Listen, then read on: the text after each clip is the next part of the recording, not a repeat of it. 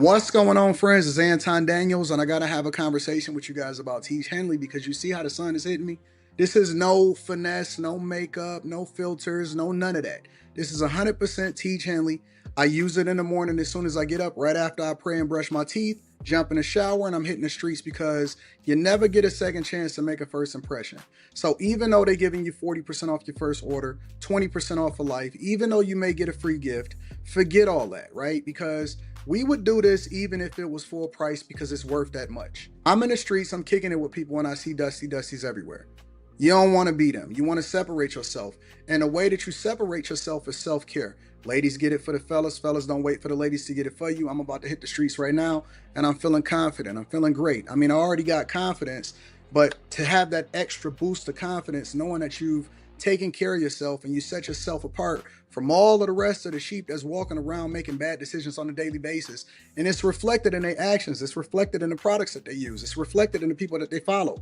And so if you're trying to level up, if you're trying to make sure that you look good, they're going to send you the pack. They're going to give you all of the instructions on how you're supposed to use it. Then make sure you get your Teach Henley. Again, 40% off your first order, 20% off for life. Get your free gift. Make sure you tap in with your boy Anton Daniels because Unc is never going to lead you wrong. I would never have you use a product that I don't use myself. Again, they've been rocking with me for a long time. Make sure you get your Teach Henley. I love you. I appreciate you. I'm going to holler at you guys later.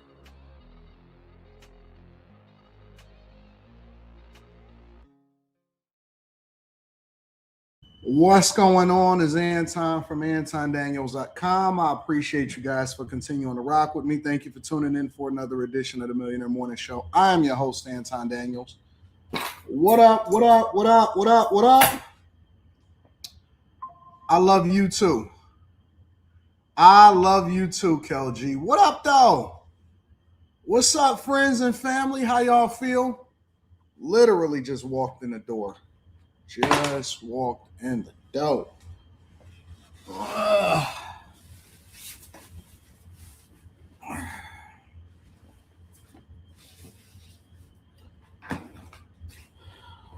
What's up, friends and family? Yeah. Get your Teach Henley. 40% off your first order, 20% off. What's up, y'all? How y'all feeling today? Y'all ready to get to it? Y'all ready to get to it? All right, though. First of all, let me give a shout out to everybody that's supporting the platform. Darwin Johnson says thanks for the gems. Shout out to you, Darwin. You feeling sleepy? What up, OG? What up, OG Rihanna? Mike, that dude in the building. Shout out to my dog, Mike, that dude. I see y'all. Trill, Tyrone, Will, Azriel, Jason 18. I see y'all. Spencer Campbell. Shout out to my dog, Spencer Campbell. I appreciate you. Hey, listen, I was looking at these flights because I know y'all telling me, hey, Anton, come to San Antonio, all of this stuff. I'm looking at these flights. These times is weird. Oh, hold on. Just got an email. What is this email? Anton, you running red lights today, my guy? Sometimes. It just depends. Let me see what's happening in these streets, man. Looking ahead already? Looking ahead, your 2027 Pistons membership, value season ticket member. The next few weeks, you'll receive an email with your season ticket membership renewal details. Please note that your membership is set to auto-renew. If you choose to opt out, you'll have a 30-day window after receiving a renewal email. Otherwise, your plan will automatically renew and your card will be charged for the 30-day window. Okay, hold on. Let me see something really quickly. Give me a second. Pistons. Oh, so y'all already sent the auto renew thing. They said within the next few days. No.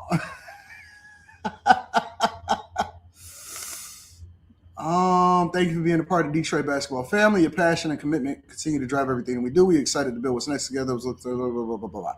Playoff priority access.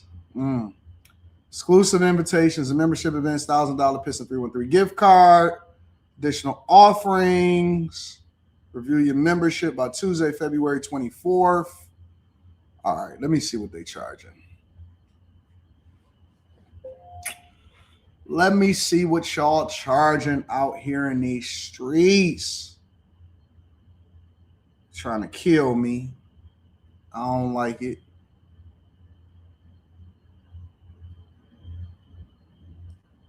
Come on. What's this taking so long?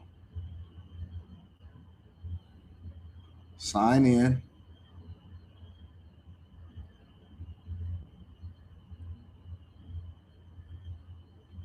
Well, while that loads, what else is going on, y'all? How y'all feeling today?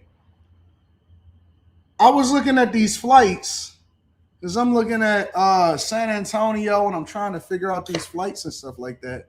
Ticketmaster sign in. Continue. Let's see. All right, let me look at these prices really quickly.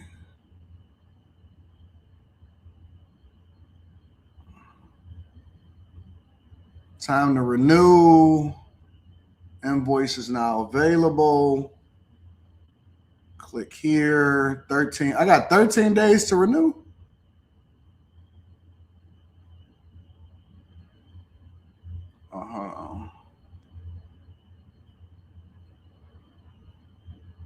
Oh, that's to opt out. Give me a second.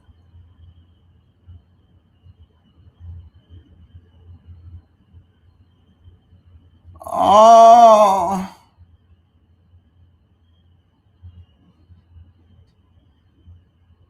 They went up $5,000. Oh, freaky Jason.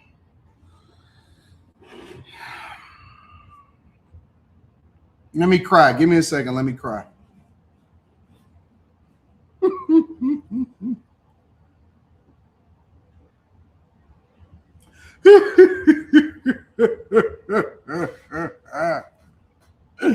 Five Brown says I vote no to the season's piece.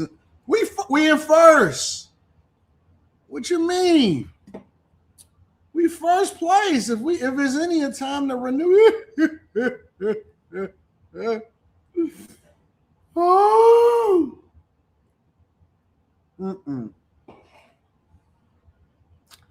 I'm not feeling it. I'm not feeling it. They went up $5,000. I'm not feeling it. They already asking me to renew for next year. Oh.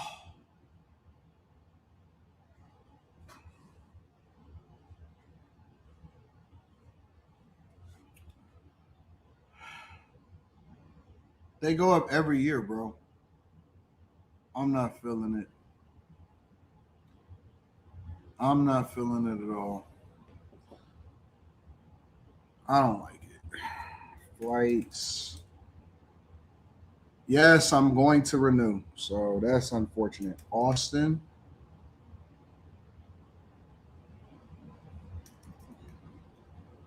Texas.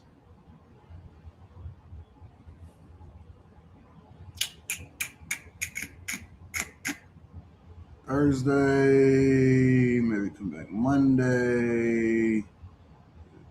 4.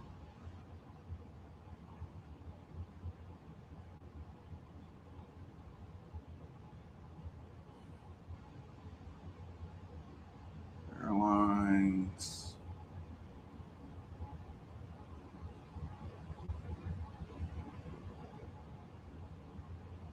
Delta only. No, I didn't want to exclude Elton. Delta only. I only got one nonstop flight.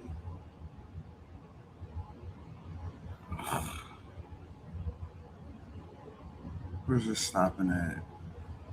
ATL.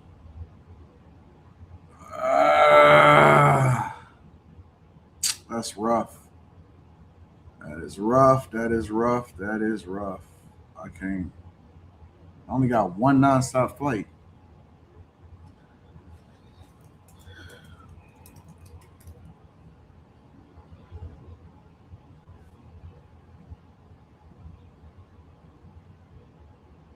Then these ones in San Antonio. Okay, so hold on. Maybe I missed something. Austin, nonstop, only. San Antonio.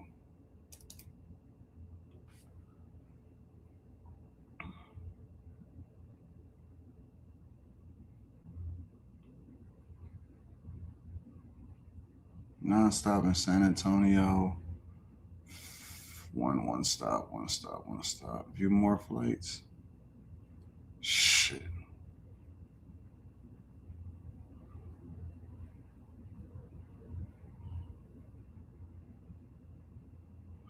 All of these times are bad. Every last time that I see on here is bad.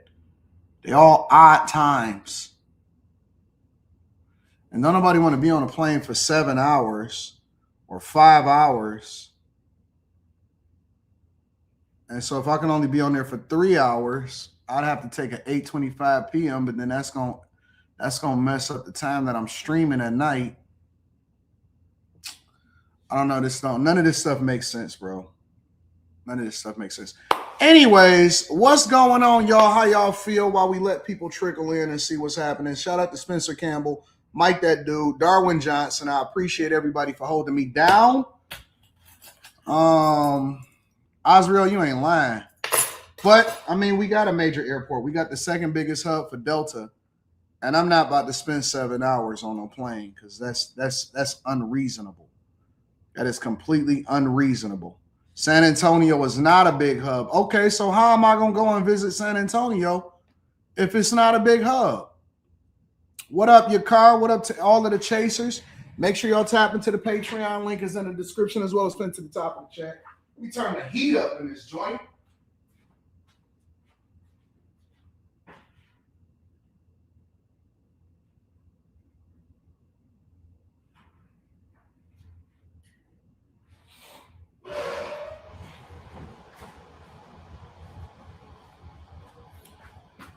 What's the weather like in Vegas?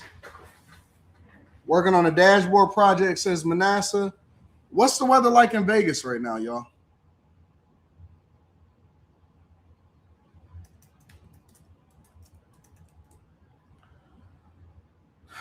Not pretty. I don't like it. I don't like it at all. Tampa weather. Tampa is nice. Miami weather. Miami is gorgeous. Sheesh.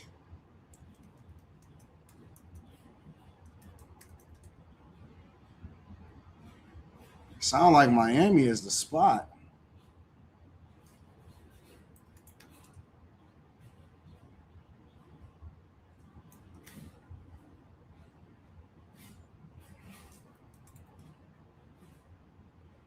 Thing about Miami that's so awesome is that you can either fly into Fort Lauderdale or you can fly into Miami. That's what makes Miami so dope.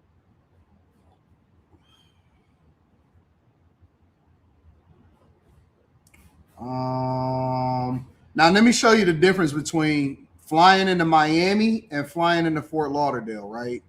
You're usually gonna get about two direct flights. So you got one at 2:00 and you got one at 6:30. So both of these flights is dope, but this is what they charging you for first class, right? I don't even think I put in first class, but let's just evaluate it for the sake of conversation. Now let's change it to Fort Lauderdale. So it's 2,200 for first class and 1,300 for main if I fly out tomorrow, right? Now check it out for Fort Lauderdale.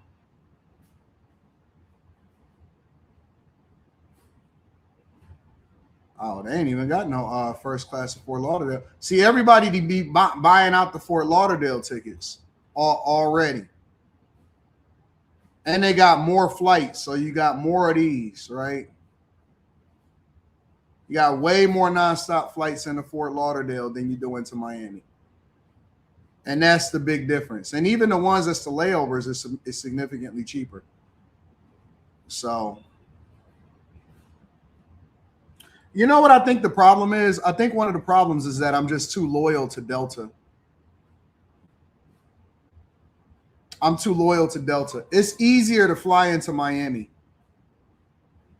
I like Miami. I like flying into Miami. Let me look up one more thing, and then we're going to go ahead and get started with the show. Las Vegas.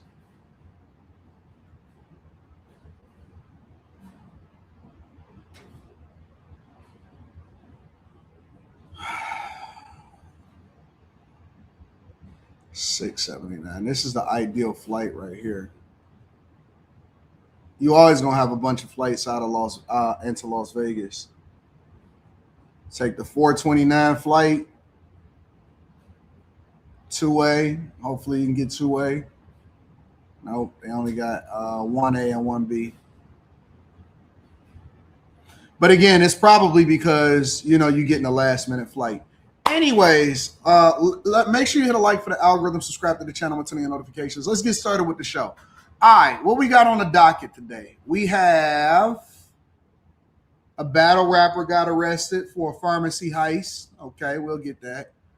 Mark Zuckerberg is leaving California. Jay Morrison is back. Woman shot dead after a breakup.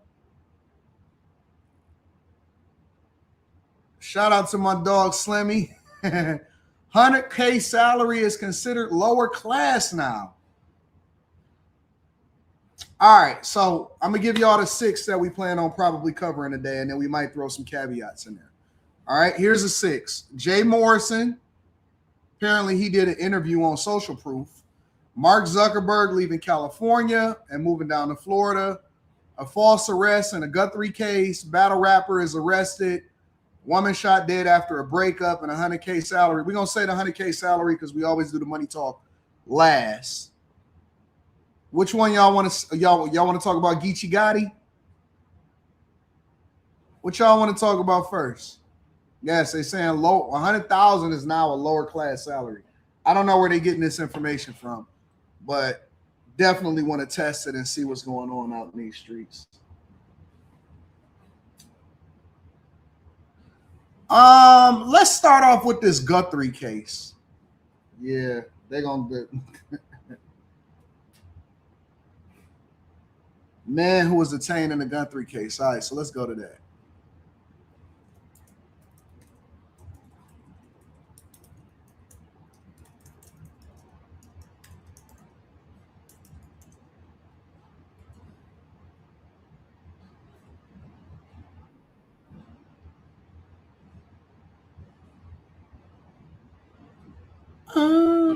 We begin this morning with several developments in the search for Today's Show host Savannah Guthrie's mother.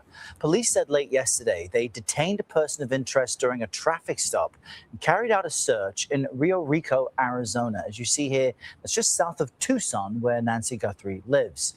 But early this morning, that man was released.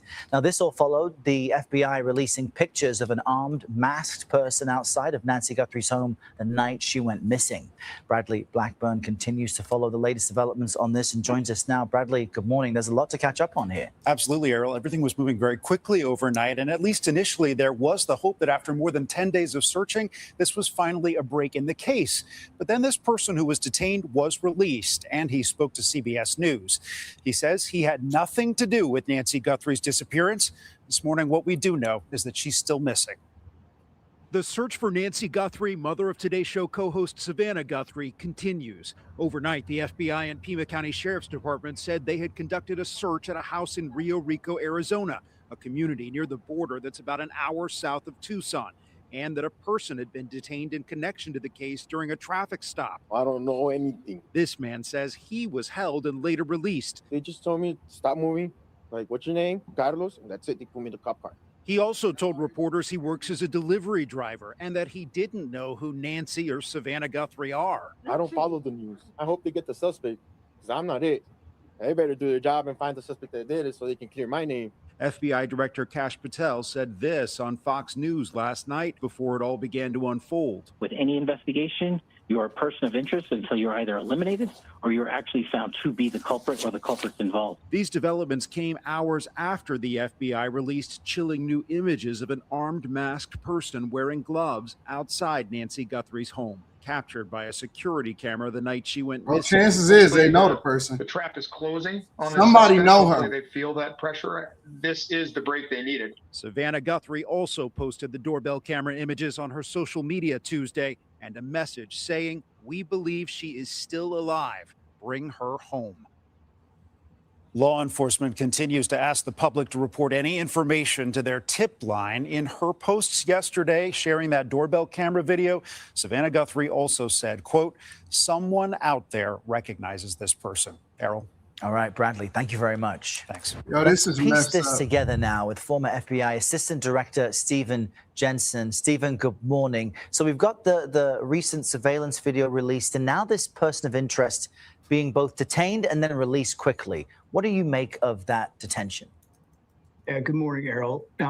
In cases like this, it's not unusual for persons of interest to be identified, detained during a law enforcement action like was described previously, a search warrant executed at the house. And if he left the house around the time they were going to execute, to temporarily detain him, identify him, see if he brought anything out of the house. It could also be based on a tip. And this is pure speculation, but if based on the release of the images, a tip identified him as a person of interest, the urgency behind a case like this to recover the victim alive, identify the subject, would warrant a temporary detention.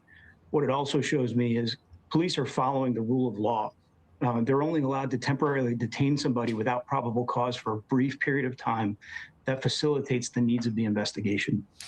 And of course, as we just heard, he quickly spoke to reporters and the press, pleading his innocence, saying he knows nothing about this woman or this case at all. Let's talk about the surveillance video and images released on Tuesday, because there are questions as to if investigators already had possession of this footage and just hadn't shared it to the public until Tuesday, or if they finally were able to obtain it and release it.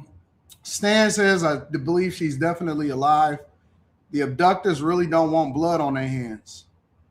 Listen, bro, this is one of those cases that's gotten national attention. All right. When you get national attention, and I'm assuming that that's what they wanted. That's what they wanted. They wanted national attention because they sent the ransom letter over to TMZ. So if you send a ransom letter to TMZ, then that tells me that you won't smoke. And so for these guys in this situation, they all in. Listen, if you, for this type of situation, you got to understand that you probably dealing, in my personal profiling opinion, because you know that we profile over here on the Millionaire Morning Show, you got to understand that you dealing with niggas that's all in. These are people that's going to capture somebody that has a national platform, that is on a major news network. They took her mama, they left blood on the scene, and they said that they wanted it in Bitcoin, and then they sent the ransom letter, not only to the news network that she worked at, but they also sent one over to TMZ. These is all in type dudes. They don't, the only reason why I'm saying that it probably is not somebody that is like a family member or something like that is because, let's say, for example, you get the $6 million or the $8.5 million or whatever it is that they spent for ransom. You can't live with it. You can't be visible. You can't come back around the family and act like ain't nothing. Like, you can't show no money. So this is probably somebody that knows somebody that knows somebody, or it's a close, you know what I'm saying? Somebody that's connected to somebody, and they ain't got nothing to lose. Because you went all in. You pushed all of your chips on the poker table, and you said, I'm betting it on the house. I'm betting on red. I don't think they did it before. I think they went all in. And so this is their retirement package. This is we gonna move to Switzerland. We gonna move to Cambodia. We gonna move to a place where they don't have any extradition over back to the United States of America. And we pushing all our chips in. So whoever is up to it or whoever got something going on with it, and I believe that it's probably only one person. Because the only way that you can get away with a crime like this is if it's you. But what people don't know is that the only way, and this is just my own personal opinion, and I don't care if you stealing stuff out of the corner store or you going for a ransom note in a robbery. And let me be very clear. I want this woman to get home. I want this woman to make it back to her family. I hate when people do crimes, and I don't support that at all. So I'm just talking about it from the lens of a person that's profiling the whole situation.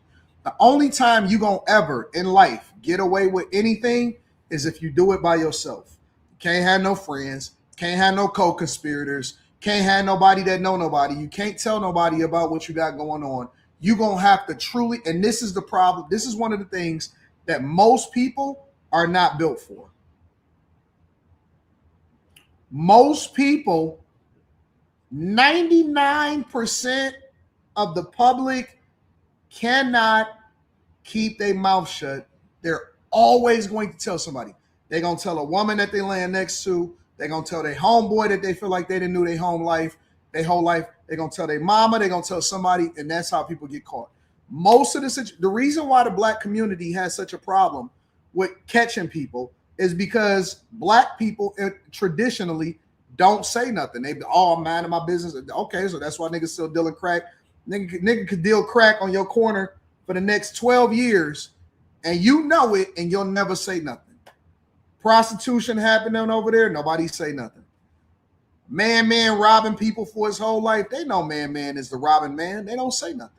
That's the reason why most people, most communities is messed up, because very few people actually want to tell, or very few people are willing to step out and do the right thing that's in their community, because we shame people that abide by the law. We shame people that do things the right way, right? And so in that situation, we think that the only time that people can do something right, as far as working with the police or doing anything when it comes to making sure that we abide by the law, is if you live in a nicer neighborhood. If you don't live in a nicer neighborhood, then it's okay for you to just deal with the degeneracy and nobody is supposed to say anything.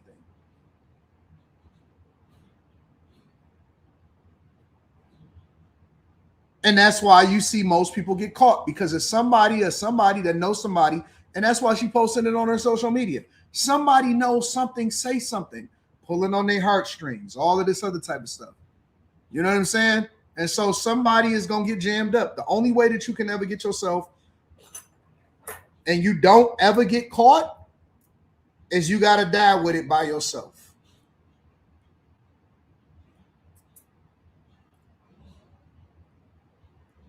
You got to die with it by yourself. That's the only way that you can ever get away with anything. You got to put your own work in. You got to put your own stuff in. Even if you go, hey, man, get the little homies to crash out for you. But you think they're not going to tell when they get caught? They're not willing to do 20 years in prison for you. They telling all day long, and I don't blame them. Put your own work in. You want to get something done? Put your own work in. That's big homie rules. Never tell somebody to crash out for something that you wouldn't do yourself. Put your own work in.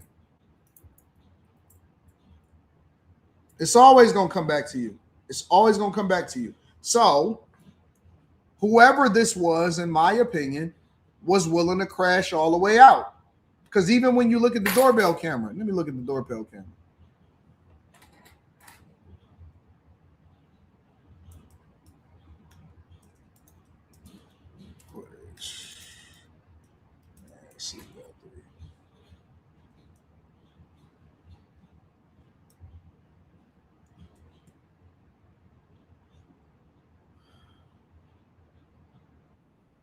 For Nancy Guthrie, newly released doorbell video shows a person wearing a mask and armed with a gun outside her home.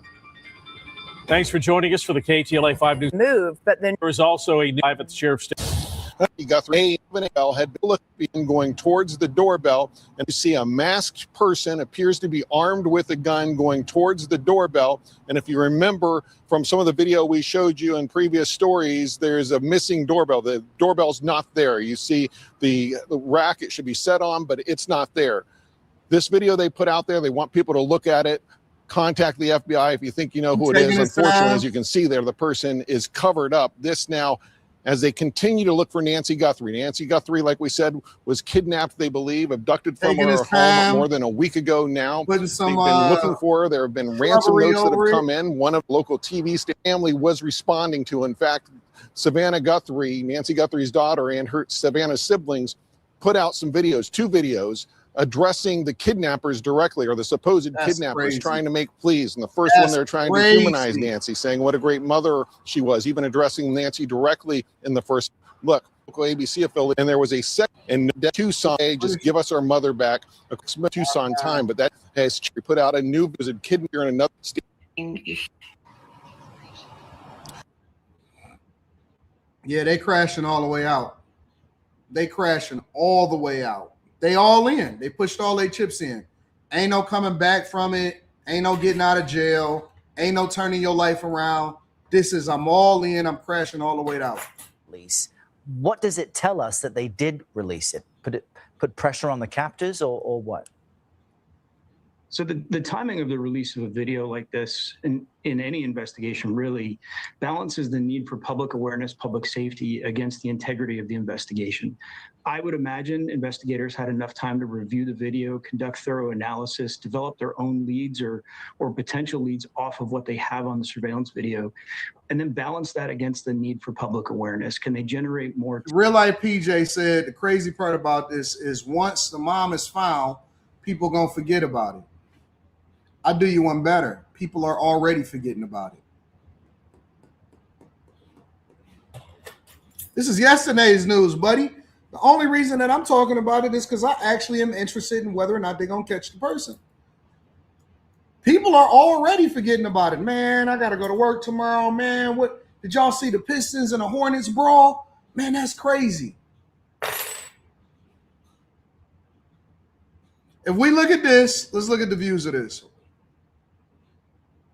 12,000 views in 2 hours. Okay, cool. Let's look at the views of breaking news, TMZ 22 minutes ago. That's them big numbers. Epstein, man detained, release. Oh, that's 500,000 views. Okay, they popping. It's still popping. It's still popping. They getting to it.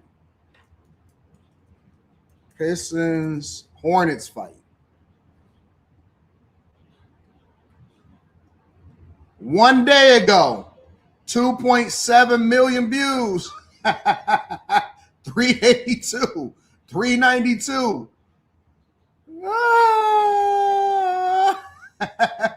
The shorts is doing numbers. 714. That just got, man, listen. Everybody talking about it. Look at Unc and Shay Shay. Oh my God. 520, Club 520 podcast. Everybody talking about it. Cam Newton. Everybody talking about it. It's going to do 2.7 in 1 day, though. I'm telling you, bro, we are some degenerate people. Personally, I don't know if they could let her go. I hope that she get back. I hope that everything turn out, but how long she been missing? For over a week now? 10 days or something like that?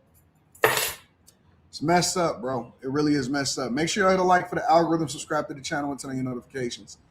Let me see something really quickly. Give me a second.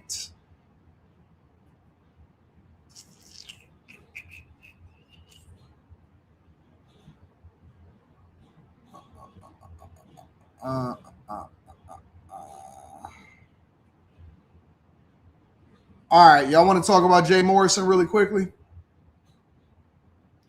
Get into the whole Jay Morrison situation. Jay Morrison. We almost forgot about Jay Morrison, didn't we? Jay Morrison could have faded the black. This whole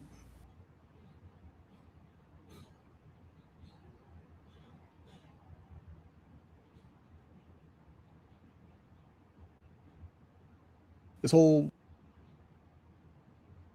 He could have went and chilled, slow motion, had a good life.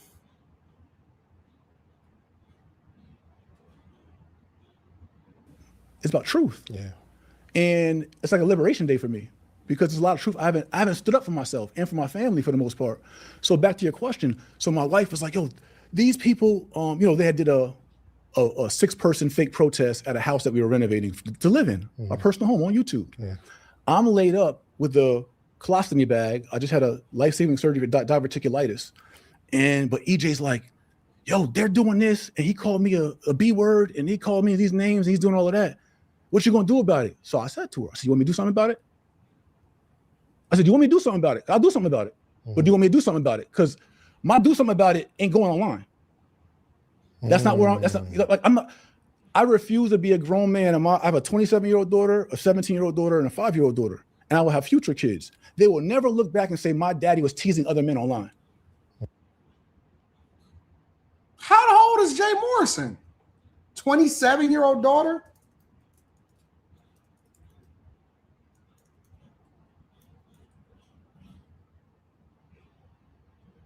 He got a 27-year-old daughter?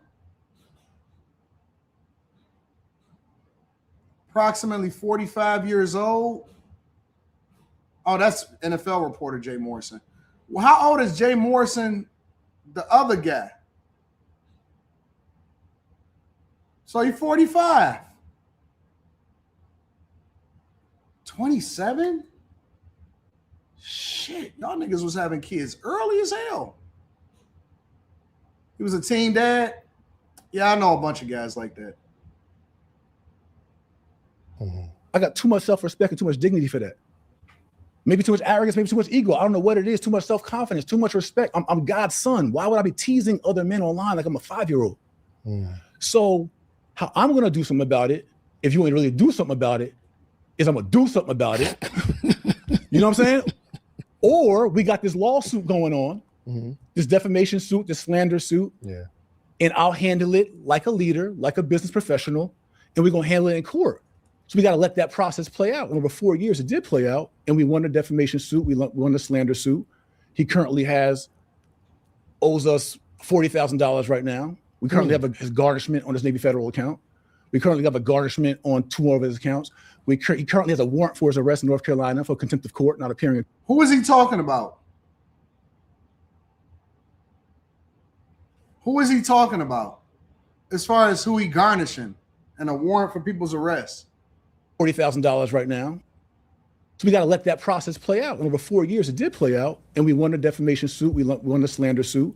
He currently owes us $40,000 right now. We currently have his garnishment on his Navy federal account.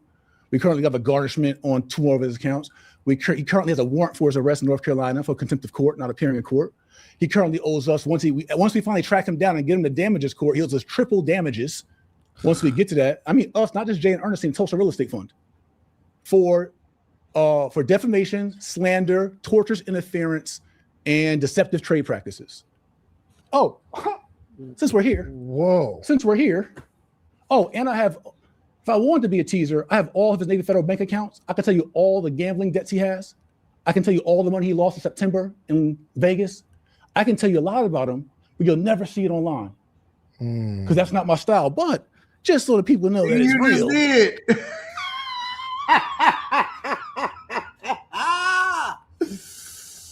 You just did. What you talking about? I could say. You just did. I don't understand how people get gambling. I mean, I understand how people get gambling debts, but I don't understand how people get gambling debts because you take what you're going to gamble with and then you keep it moving. What do you mean? You got a gambling debt. Either you got a bookie or you got a marker that you couldn't pay back or something like that. How do you get a gambling debt if you got money? So you go and you play with whatever it is that you want to play with and then you keep it moving. Gambling debt is wild. That is a wild, and I don't know how true it is, but I'm just reacting to what he's saying. This is the order of judgment for damages. Oh wait, no, this is another one. I'll get back to that one. Okay. This- Hold Go it, ahead. hold it. Only because, and here's, as much as he has even like attacked me, because he's not here to defend himself, I obviously I want to show it, and I have that much respect for even the people that hate me, Sure. right? So, but I do want to get the story of what's happening, especially because I don't think you've ever shared your side of the story, and I think there's a lot of people that are still kind of not understanding what's happening from your perspective. So I always know that there are two sides. It's for you to see. I mean, you share what you share for sure. Park these. I'll put the court documents in my new book, so that everyone can see it documented in the new book. Doubt, and no it's doubt. not to even to per se to tease or troll. I'm just telling the truth. So my point was, back to the original point, was that I'm not going to handle things in an Instagram way. If my family's being attacked, and words don't provoke me to be violent or anything like that, but I would just let her know she's in my face, like, do something about this guy. So all I can do is sue him and take the court route. Dean says, man, hey, you seem like the only YouTube financial guy who hasn't been caught up in no type of financial scandal. It's not, okay, so listen. It's not hard to not get caught up in some financial scandal, all right? The only thing that you have to do is be a regular person, not borrow no money, don't play with nobody else's money.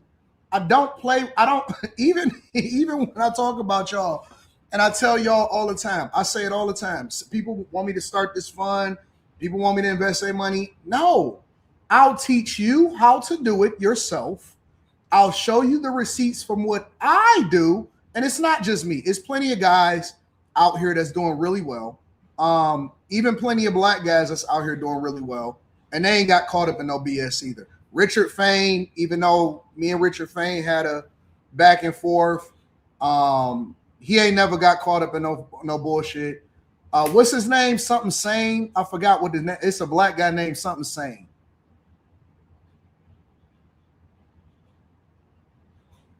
I don't remember what the other guy's name is. I forgot what his name is.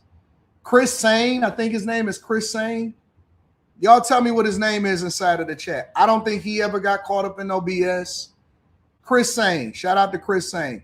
So one of the reasons why this is because we actually put our own money up and we invest ourselves and we don't need nobody to fund us.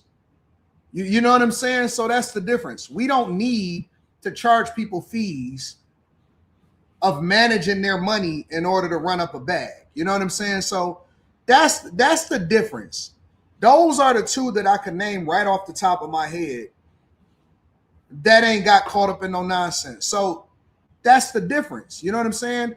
The difference between us and them, as far as people that give people advice on money, is that we don't play with other people's money. We show our receipts. Well, I don't know what they do, but I show my receipts. Shout out to Aristotle. Aristotle was also one of them. That's my guy. Ain't never got caught up in no BS. Aristotle was my dog down in Atlanta. Went and kicked it with Aristotle in real life. So those are three people that I am familiar with that I could just name right off the top of my back. Everybody not about that. Everybody. And so what I do is I show my bank accounts. I show my brokerage account. Aristotle show his stuff. I don't know what Richard Fain and Chris Sane do, but I know that they ain't never got caught up in no nonsense. And one of the reasons is because we don't play when it comes to messing with somebody else's money. Listen, there's two things that you cannot play with. Two things. You don't play with somebody's family, and you don't play with somebody's money. Those are two things that can get you jammed up. Anything else, you can come back from it. Anything else, you can come back from that. Oh man, you got caught up with a hoe. All right, cool. That's just life, nigga. We all do it. Oh man, you went broke. Cool. Don't worry about it. You get it back. Oh man, you crashed out. You got into a little skerfuffle. Don't worry about it. You come back from that. You play with somebody's family or you play with their money, niggas don't forget that shit. They don't play with that because you playing with a nigga well-being and you playing with somebody's loved one. So if you, in a general sense, I don't know why people are willing to risk it for playing with. I can lose my own money. I'm not willing to lose somebody else's money. Even if I'm solid 100%, I know what I'm doing, whatever, so on and so forth, I'm unwilling to take somebody else's money when it comes to I don't even partner with niggas. Whenever I do my properties, my real estate, whatever it is that I got going on, I'm 100% me.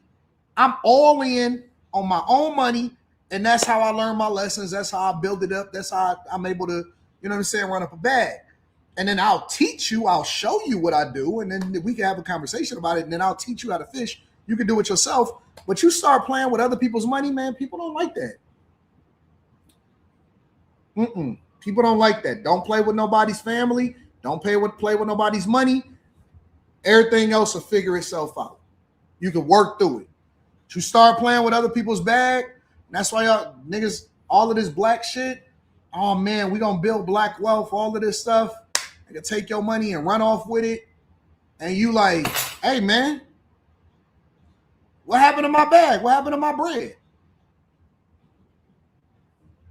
And people crash out about that. Do something about it. My only other way to stop a person is to stop a person. Me going back and forth online on video is not going to stop a person. Yeah, no, that's a fact. Right? Even when I think like you did the video at the Black House, I remember, I don't know if I was telling you or I was like, don't drop that video. Because no matter what you say in that interview, it won't convince people. It just doesn't. It just you just go into the cycle of sensationalism. That's why I don't go back and forth. You're just giving them more click for the bait. And so like I mean I've had this stuff for years, bro. Yeah. Like I got the stuff on this car repo.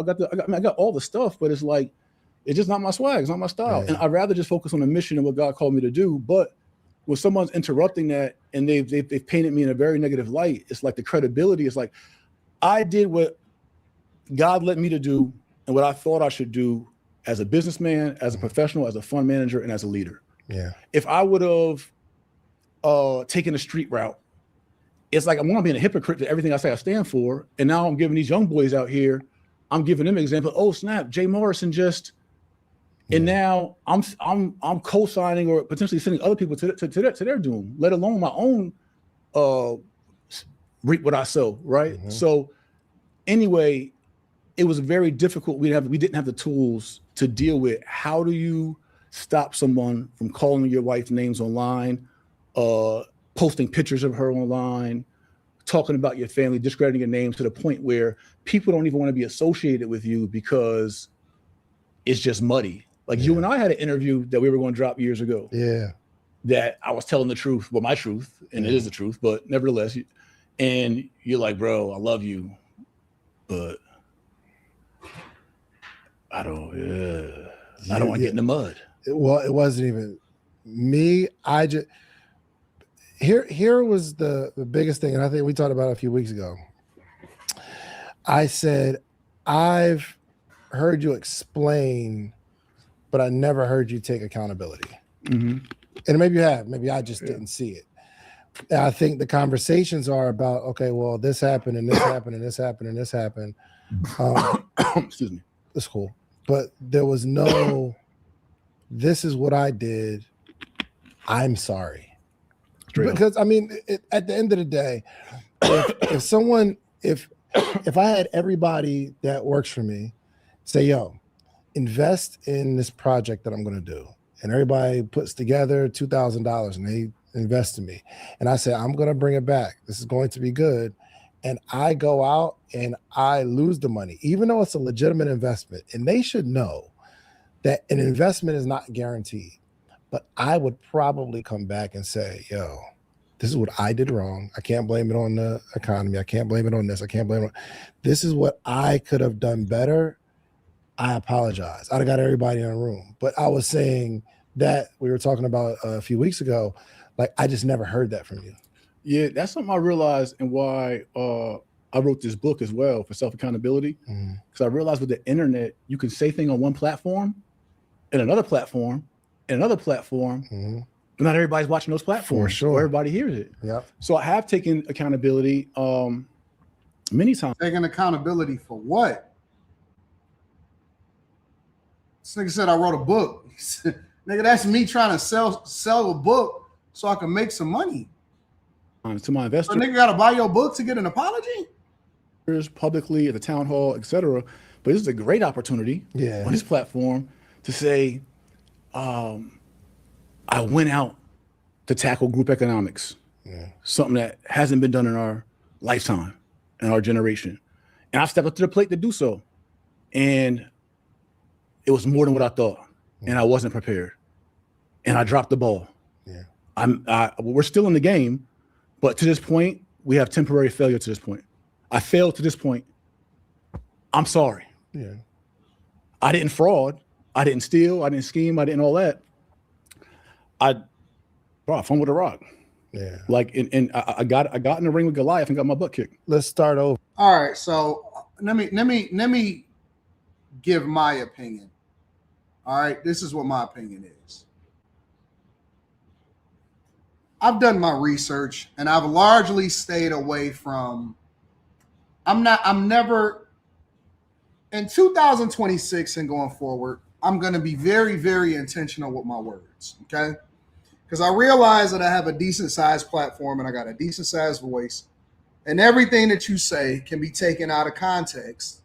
So you have to be very careful with how you go about saying things, right?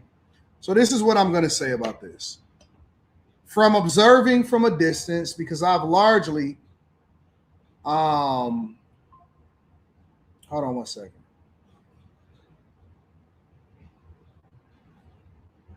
I've largely just seen other people have conversations about this. I've never really spoke at length about this, right? Jay Morrison sold an image more than he actually invested his own money. All right? This is what my humble opinion of observing it is. And the one thing about the Black community, which is one of the reasons why I think it's important not to cater to the Black community, is they love a nigga with an image. That's why we impress with chains. That's why we impress with houses. That's why we impress with cars. That's why we impress with diamonds, all of that shit. Now, if somebody come to you authentically, and it's not until you get your butt kicked by a bunch of other people, if somebody come to you authentically and they say, hey, listen, let me show you how to get your life together. It's going to take you 10 years. And that's what I tell people. Stay down for 10, you'll live the rest of your life like, you know, you'll be able to do whatever you want to do when you want to do it. Then people want to, man, fuck that or whatever, because they always looking for that quick, shiny thing. And it's easier to sell a person on the quick, shiny thing than it is to actually sell them on the idea of long-term hard work, right? So we'll listen to a person that just got out of prison. We'll listen to a person that did this. We'll listen to a person do that. And so what Jay Morrison did successfully is sell people an image, right? And what that image entailed was, I'm a real estate agent. I could do this. I could do that, whatever, so on and so forth. And this is how you know, we're going to build Black wealth together, right? We're going to build Black wealth together. Jay Reed, I'm going to check that out in a second. I'm going to check out what you said in a second. We're going to build Black wealth. And Black people love having a group economics thing with people that they ain't never met before. They won't do it with their own family. They won't do it with their brother and their sister. They won't put up no money with their mama, but they love to invest and put their money in a fund with a nigga that they ain't never met before. And it's been happened time and time and time and time and time again, right? So I believe that Jay Morrison actually had an idea that he thought was going to work. I truly believe it in my heart. I don't believe that Jay Morrison set out to finesse people. I believe that Jay Morrison didn't know what the fuck he was doing. He was able to get a bunch of people that believed in him. I believe that his goal was to pay himself a manager's fee and to pay himself a salary based off of what he thought that he would be able to generate with this great amount of money, and he got in over his head and he couldn't get back. That's what I truly believe happened. That is the very thing why you got to be careful and you got to know what the fuck you're doing before you get into it.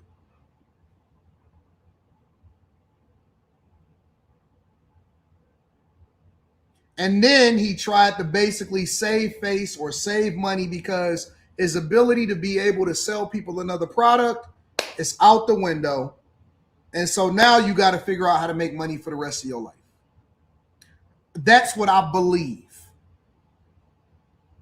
I'm not saying that it's true. I'm not saying that that's what really happened. I believe that Jay believed in himself. And he thought, because see, what happens with a lot of these funds is just like a hedge fund, right? It's just like anything. It's like a trust, right? And what happens is they get paid to manage your money. They get paid to make the strategic investments. They get paid to do whatever it is that they're going to do with your money. So you're basically giving them a fee and they're paying themselves a percentage of whatever it is, right? A salary and a fee to manage all of this fund money. And then he bought the legacy center and didn't and realized, oh man, I'm not getting a return on my money. You can paint the house black, but it don't mean that it's a return on investment. I would have never, me personally, if let's say hypothetically I had a fund of money, I would never get something with a bunch of overhead that I can't get a return on my money for. I could run a fund in my studio. But people like that whole legacy center, and I think that Aristotle was doing it he's doing it much better with it because he put his own money up for it, and he's not using nobody else's resources to do it, so he could do what he want to do with it. But people love symbolism. Black people love symbolism. I got this black remote control, black microphone. We all blackety black now. Yeah, this is called the black phone, the black microphone. You know what? You guys make a decision to make because y'all always invested with them white folk. You want to do brown and white, or you want to do the black one, black MacBook Pro.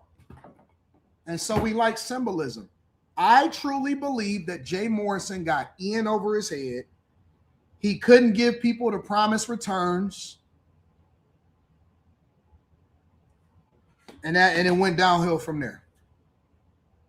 But he can't say, I'm in over my head, I fucked up, I don't know what I'm doing. So now he's going to be labeled as a fraud, because if he say that I didn't know what I was doing, then that ruins your reputation that you've created, this image that you've created, that you actually a financial guru and you know what you're doing when it comes to real estate. So now you're stuck between a rock and a hard place, because you can't say, you know what, I'm not really good at what I'm, you know what I'm saying? I thought I was going to be good, but I'm not really that good. And so I thought that pulling together all of this money and giving me all of these resources would get this type of return. I would pay myself and people would herald me as the Black Messiah. Because you can't kill your image that you've cultivated since you've got out of jail. But then on the flip side, you ain't good enough to actually get a return on investment for the stuff that you say that you're generating revenue for.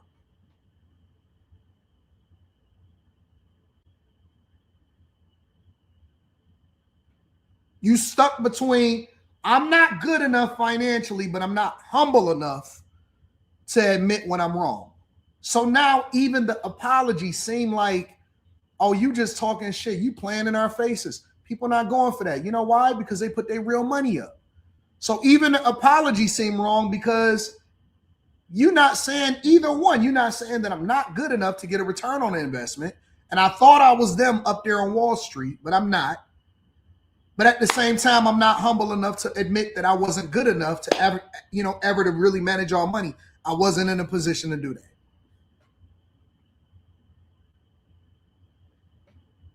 That's what I truly believe in my heart.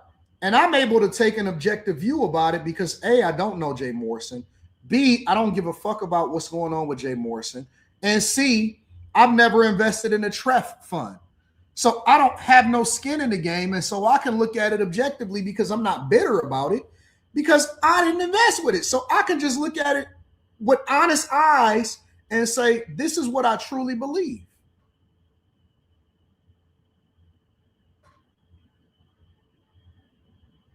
I don't have to be one way. I don't have to be for him. I don't have to be against him. I'm just observing, and these are my honest to God thoughts. I believe that that's what really happened. And when you mess up the money, niggas go after you. It's just the facts. One with a rock. Yeah. Like, and I got in the ring with Goliath and got my butt kicked. Let's start over. If we could have done it over, what would you do? Man, so many things. Well, okay, before he answers that question, the reason you're here is because I cast the podcast conference. When we launched June 1st of 2018, we raised a few $1 million overnight, about $4 million in like 24 to 48 hours. I fixed that mic so it's pointing toward you. Oh, excuse me. There you go. There you go. Yeah, when we launched June 1st, 2018, we raised about $4 million in about 24. They raised $4 million in 24 hours. 4 hours, 48 hours. Y'all got finessed. Y'all got finesse out of y'all draws. Y'all, don't nobody ever come to me and say nothing to me about the community. Don't know. Y'all been getting finessed out of y'all draws the whole time. At some point, y'all should really turn to me and say, Anton, all right, I'm tired of getting my butt kicked. I want to do it your way. Because it ain't never been a bad. I done had 21,000 bag chasers, and I've been doing a Patreon, and people been believing in me for well over 5 years now. And you ain't never had one person, not one person, all of the thousands of people that have been in my Discord, my Patreon, all that, you ain't never, not one time, not one time had anybody say Anton Daniels finessed me. You know what they say? I made money with Anton. He got my portfolio up this much. This is what I learned. This is how I'm leveraging the information. You've never heard one person. Now that's some shit that you can stand on. That's some shit that you can stand on. You ain't never, ever, ever had one person that ever said that they ain't either made money, learned something, or benefited from the information that we didn't put out there. Niggas made money. I done changed niggas' lives. I done changed people's lives. You know why? Because we actually put the work in.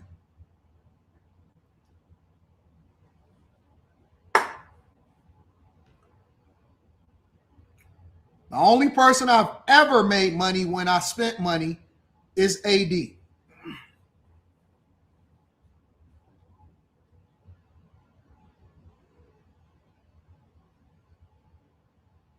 There's a lady on Freezy channel that said, no, she didn't. You a lie. You a motherfucking lie. What she said was, and she got kicked out. What she said was, I don't like how he evolved and I don't like what his ego is now. But you can't fucking humble me. She ain't nobody ever said, not one person has ever said anything. She said she didn't like what my ego was, and she don't like how I've evolved into being this person that's not as humble as I used to be. Fuck what you talking about. I don't give a fuck about what you think about the ego. I'm talking about real life. Can't tell me what the...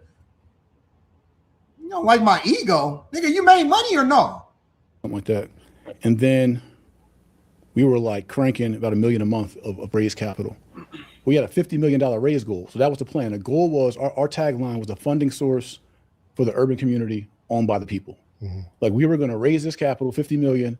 And to your point, you said before we started the interview, you was like, man, I was going to build this out and I couldn't get money nowhere. Yeah. So we want to be the rich uncle for the community that you could call, like, hey, I got a good idea. Yeah.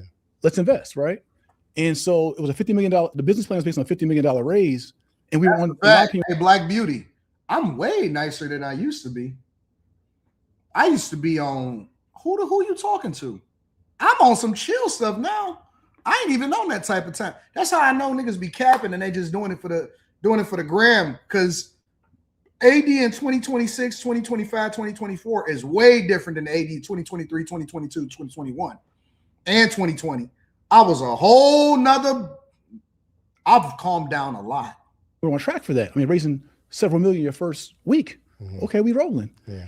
And then that first week though, and I was playing for opposition. I thought it would be like white nationalists or like the other side or something like that. People are opposed to Black people unifying around economics. Yeah. And I wasn't prepared. He used to be on coke. He just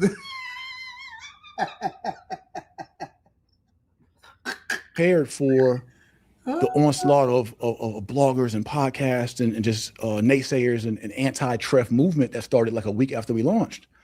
And that kicked up so much that our month 6, which was January 2019, month 6, the SEC literally knocked on our door in Sandy Springs. And then the FBI knocked on our door in Sandy Springs. The SEC came to our office in Lenox Road in Buckhead. And so a dual investigation started because of all the, it's a Ponzi scheme, this is a fraud, this is this noise. This is before slander though. The slander started week 1, bro. Dang. Yeah. Tone Talks, Yvette Carnell, who ended up being the person that started the False Prophets page. It was like a whole group of them who were just like, and most of them were like the ADOS community, who were like about reparations. And they just had some kind of like beef with me. And then the guy who does one of the Watch Your Money podcast, before he had that podcast, he was offended by, I think I provoked him on the Shade Room. I had posted a video on the Shade Room of me teaching like some. Watch him. Hold on. Is he talking about JT? The guy who does one of the Watch Your Money podcast, before he had that podcast, he was offended by. You talking about pocket watching with JT? Shout out to pocket watching with JT. I think I provoked him on the Shade Room. I had posted a video on the Shade Room of me teaching like some tax strategies to Kerry Hilson and B. Simone, some of our friends. And he was in the comments on Shade Room before he ever had a brand. And like, hey, I'm an accountant. You shouldn't be saying that. And I said something probably slick back, just kind of my arrogance and kind of whatever. And after that, he was just locked in. And so he had some influence with the NFLPA. I think one was his frat brother or college mate. So he had the NFLPA send out a warning letter to the whole entire NFLPA of all current and retired players, saying warning about our fund. This is in the first month. So I'm getting to the biggest mistake. For sure. So we got a national credible organization like the NFLPA warning all, mind you, we had like several NFL players in our fund. Rest in peace to Marius Thomas, my brother, like literally like one of my brothers. NFL Hall of Famer, he was in our fund, and others. And that was a tarnish. And then all the online noise. And then the SEC and the FBI started investigating us in month 6. And I mean, you know what I would have did? If he was genuinely for the community and he realized that this, on month 1 and month 2, once I started getting smoked publicly, I would have sent the money back, honestly. I would have refunded every single person. I wouldn't even have been, if I'm him and I got all of these people that invest in my fund, and I am getting all of this pushback and the SEC is starting to come in, hey man, y'all can have y'all money back. Fuck what y'all talking about. I don't even need this shit. It was a great idea. I thought that it could have been something. Y'all doing a lot of pushback. You know what? Here's everybody. Y'all get y'all money back. We keeping it moving. I wouldn't even have been bothered. I wouldn't even have been bothered.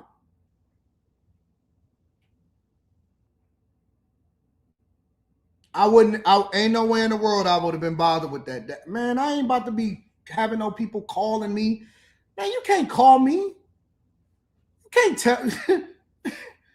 I'm still trying to figure out when I'm going to start back coaching calls because it ain't even about the money. You know what I'm saying? It's like, yo, my peace of mind is more important than all of this other nonsense. I ain't being bothered with that. Hey, take y'all money back. Do y'all thing. I'm not doing nothing publicly. I'm keeping it moving. Ain't no way in the world I would have kept doing that. Or our company starting. So imagine you start a new company. You're excited about it. You pumped up. To your point, you tell your staff and your team, everybody put in $2,000. We're going to go do this, build this studio out. Yeah. And imagine the 6 months of you doing so, the FBI come investigate you and your company, and whatever other governing agency come investigate your company. Because no matter what, I know how to go and make money for myself. I still know how to, I can still go and get a regular job. I still got all of my businesses. I still got all of my investments. I still got my brokerage account. I still got my real estate. I still got everything that I came in the game with. I don't, you know what I'm saying? Like, I ain't about to deal with the headache. I'm straight. I'm good. Oh, not just the legal cost, which is about $500,000 to defend that. An 18-month investigation, and what it did to my team, because they got all my team laptops, iPads, phones. They're screening everybody's stuff with these devices. Yeah. And so my team has to go home, my staff has to go home to their families and explain why they're under investigation. And so to the point of what the biggest mistake was, when that happened, and we were raising about $1 million a month at that time, it dwindled down to $100,000 a month. It was too strong of a current to continue to raise capital upstream against slander,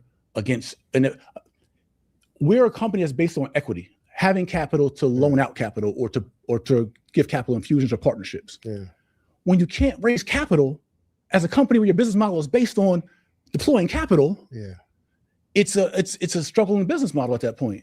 And so my biggest mistake was not recognizing that sooner, understanding how severe those investigations were and just that whole climate was. And if I was coaching somebody now who was starting a fund and their fund got under investigation in 6 months, and it was an online army opposing their efforts to raise capital from online, I'd be like, shut it down. Like, tell your investors, hey, like, the climate's too rough. We need to wait till this investigation settle, find out what's going on, and then we'll maybe reconvene. But my biggest mistake at that is other mistakes I'll lay them all out. Yeah, for sure. But that was one of the biggest ones early, was like, I tried to bully my way through it. Like, I'm gonna do it. Because that was your meal ticket. That was how you was making your money. That's how you was paying yourself.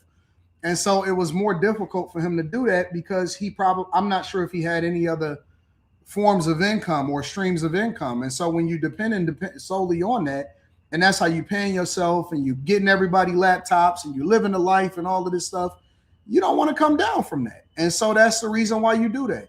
But that's also another reason why you don't adjust your lifestyle to what you think you're going to do. You live your life based off of what you what you do have going on. Anyways, interesting interview. If y'all want to go check it out, y'all can go to the Social Proof page and podcast. But that's my thoughts on it. Make sure you guys hit a like for the algorithm, subscribe to the channel, and turn on your notifications. He just got in over his head. That's it. Way over his head. Got in way over his head. Crimson, what up, Crimson? Says greetings and good morning to you, Lord Anton. What up, Crimson? Every time I see you, perfect teeth, light just light up. Lyric the Gamer says, did you hear about the massacre in Canada? I didn't. I did not hear about it. Tell me about it. What happened? Elevate to the Unknown says Jay Morrison was a smooth talking brother. Yeah, he was. He was supposed to be the Black Grant Cardone. Miss Lot says that he mentioned the part where he was counting up paper in the limo. I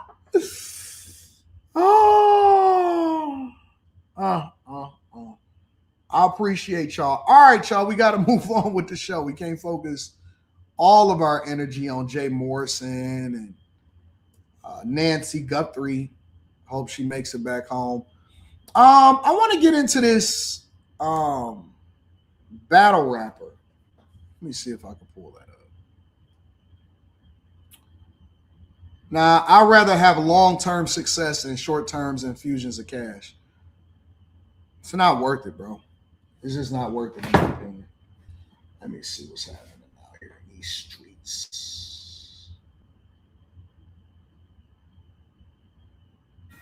I'm looking at I like to work on 2 different platforms.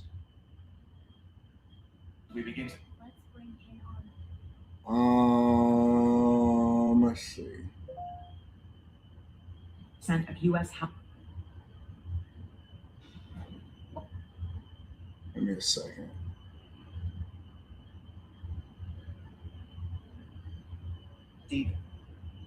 Where's this at? I thought I had it up.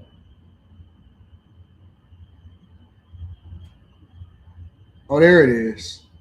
Oh, I was looking at it on the other channel. That's why. Traffic stop. All right, let me pull this up.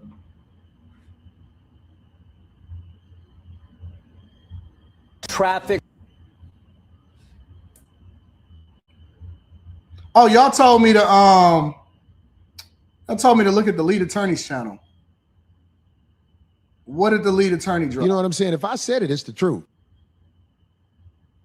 Before I get into that, what did the lead attorney drop? Let me see.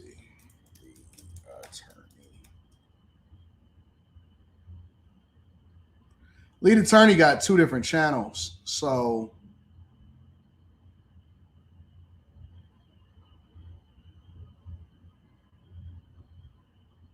are you talking about him talking about Corey Holcomb? Hey, lead. You know what I'm saying? If I said it, it's the truth. Lead attorney. Videos. Lead attorney. I got to make. All right, let's see what the lead attorney is talking about. Y'all want me to check out the lead? This is the lead attorney. Make an example out of this. All right, guys. So Corey Holcomb is about to make an example out of me. I said something against this. Saw him to act like Corey Holcomb is not the man that he say he is. His attorney cleared it, and then his attorney backed out. Now Corey is saying, "Oh, you can tell." Hey, when the league get upset, hey. The one thing I know about the lead is the lead attorney is one of the coolest, slow motion, easygoing people. I actually met the lead attorney in real life. A lot of people don't know that the lead attorney was one of the people that actually attended Kevin Samuels' funeral. I met the lead attorney at Kevin Samuels' funeral. I met Mediocre Tutorial and Reviews at Kevin Samuels' funeral. Those are the only 2 people that I remember from the content creator community that knew Kevin Samuels that actually showed up at his funeral. I don't remember anybody else being at the funeral. Lead attorney was there. A lot of people don't know this. Lead attorney was there. MTR was there. They made the flight over to Oklahoma City because that's where it was. Those are the 2 people that I remember specifically at Kevin's funeral.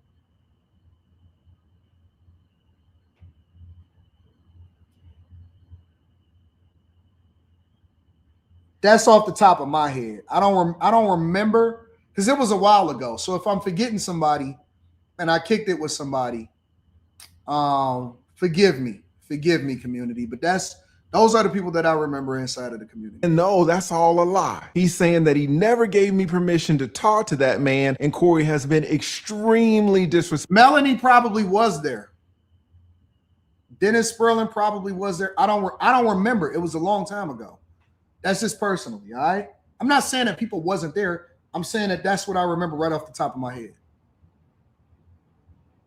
Disrespectful towards me. And because I have not responded to the disrespect, Corey takes that as an admission that he's right and I'm wrong. I did not give him permission to talk to my attorney about nothing. And he said I did.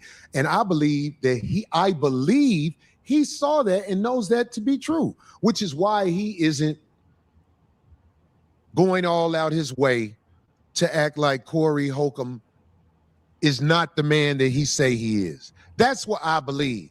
I believe he has some type of moral strand inside of him that knows I wasn't lying on him. I didn't give nobody permission to do nothing. All right, Corey, there are 2 competing ways to look at this situation. The first, I'm going to come and look at that later on. I'm not going to deep dive into it. I'm going to watch that on my own time. I don't want to get distracted from the things that we got going on. So make sure y'all hit a like for the algorithm, subscribe to the channel, and turn on your notifications. I'm going to watch all of this. Shout out to the lead attorney.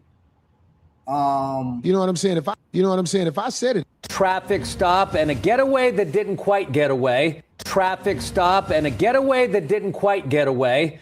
and thousands of opioid pills recovered. So 4 men from California are now charged here in Butler County. And tonight, newly released body camera video shows how quickly police caught up with them. Our WLWT News 5's Karen Johnson, live in Westchester with a story you'll see only here on WLWT. Hi, Karen. Well, good evening again, Cherie. Yes, among those arrested and now charged with drug possession, a California-based rapper known as Geechee Gotti. His real name is Marcus Fandroy, and police say he was driving down I-75 last week in Westchester when police made this stop. The initial traffic stop on I-75 in Westchester was short-lived. The suspects weren't getting far. It did hit sticks. One exit south near the streets of Westchester. 4 men bailed. Get down on the ground right now! Get down on the ground! But police caught up. I will shoot you! He's slow. He's slipping. Nah, don't be weak. A lot of y'all may not know who Geechee Gotti is. This is who Geechee Gotti is. Let me see if I can find one of his battles. One of his most popular battles was with Easy the Block Captain. That's with that was 2 years ago. That was versus Remy Ma's boyfriend.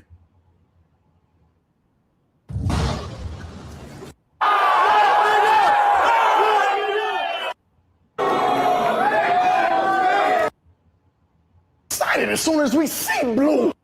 12 God, you didn't say the same day she got shot, your album was about to drop. I had it, bro, stop. Your music ain't shit and she ain't really get hit. Technically, y'all both flopped. But what's foul is...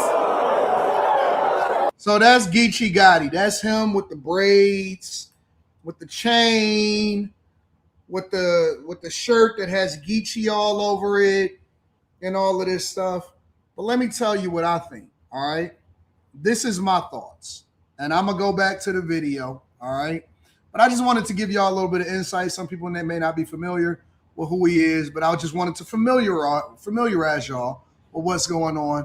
When I see this footage right here, and these niggas running from the police because they are stealing from pharmacies, this is what I mean.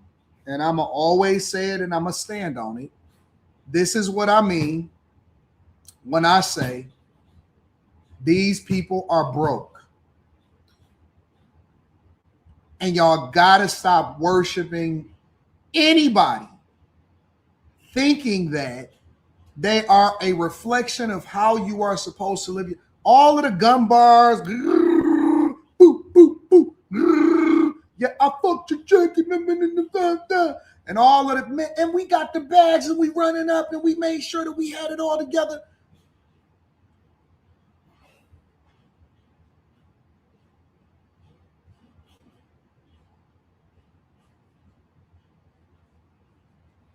Listen, it's better to do it my way.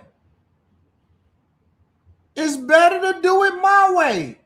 Family, not having to worry about get arrested. I wake up when I want to. I'm going back and forth. No broken households. None of that type of stuff. It's better to do it my way. That way you're not slipping and falling in the snow, running from the police because y'all stealing from pharmacies.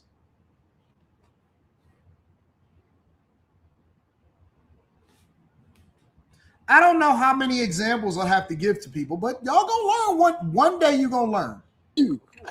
Get your hands in the air. Westchester police arrested 4 men from California. Why are y'all arresting?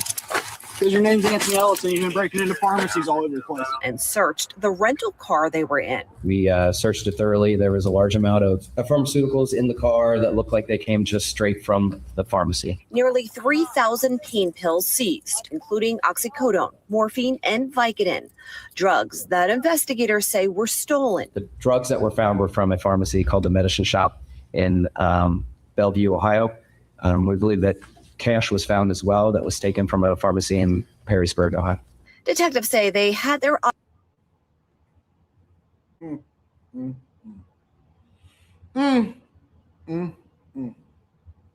When will we learn? When will we learn that crime does not pay?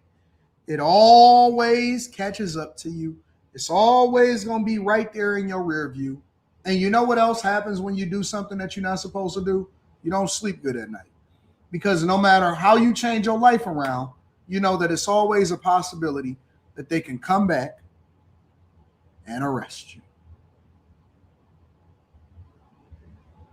If anybody ever get caught up, let's say hypothetically that all four of these guys just so happen to get away with the multiple different crimes that they're committing, right? And eventually one in the future gets caught doing something.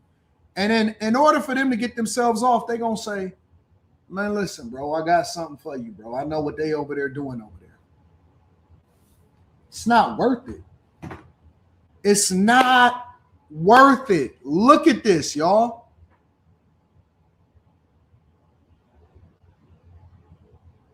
Look at this. Wife beaters and t-shirts. Record. Prison. Somebody gonna tell in this whole lineup. I think I know who it's gonna be too.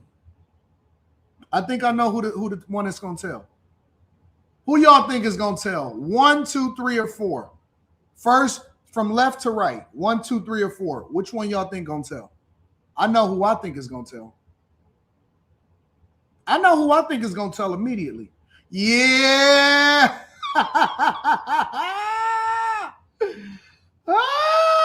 Why everybody saying the same person? Most people are saying number 2. I pick number 2. Number 2 personally look like the person that's gonna tell the first. Y'all say 4, I say 1, 3. I say 2. Some people saying 4, some people saying 1 and 2. 2, I'm saying 2. 2 look like he gonna break. Give him a corned beef sandwich. Give him a Coke Zero. He telling, bro. He telling. He telling. He telling, bro. I think 3 might be solid. Geechee Gotti, who was number 4, I don't think he want that on his rap sheet because he got to sell an image when he get out. I'm going with 2. Process of elimination. Listen, we're profiling over here. So if you don't like profiling, then that's unfortunate because that's what we do. I'm going with 2 all day long. I'm going with 2. Yes, I am. And that's unfortunate because I don't even know what kind of sentence that he get. What is they being charged with? Eyes on the men since one of them landed at CVG last week. Tyrus Crew, Anthony Ellison, Laquan Miller, and Marcus Fantroy, also known as rapper Geechee Gotti, all now face drug possession charges. We're looking at over $10,000 to $15,000 worth of pharmaceutical drugs, at least. That's what it is to the pharmacy. That's not what it's worth in the street. So we're talking lots and lots and lots of bills. Detective Kevin Berger said in court today, these men, quote,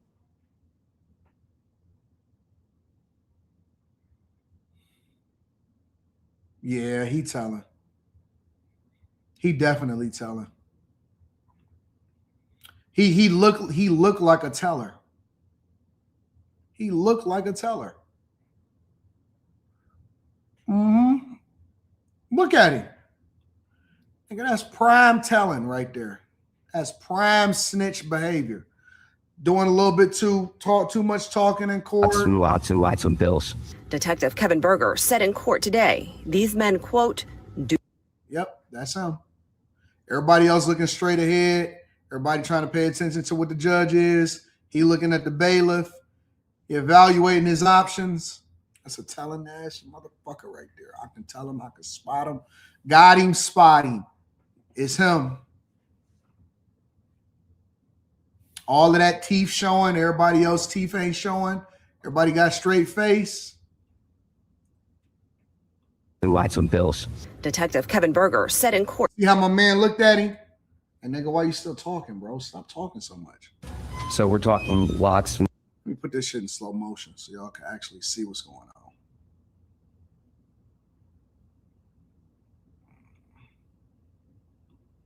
Lots of bills. Detective Kevin You don't like that nigga. I don't like that at all. Berger. Why you smiling? Why you looking at me, bro? Said in court today, these men quote. That's the teller. That's him right there.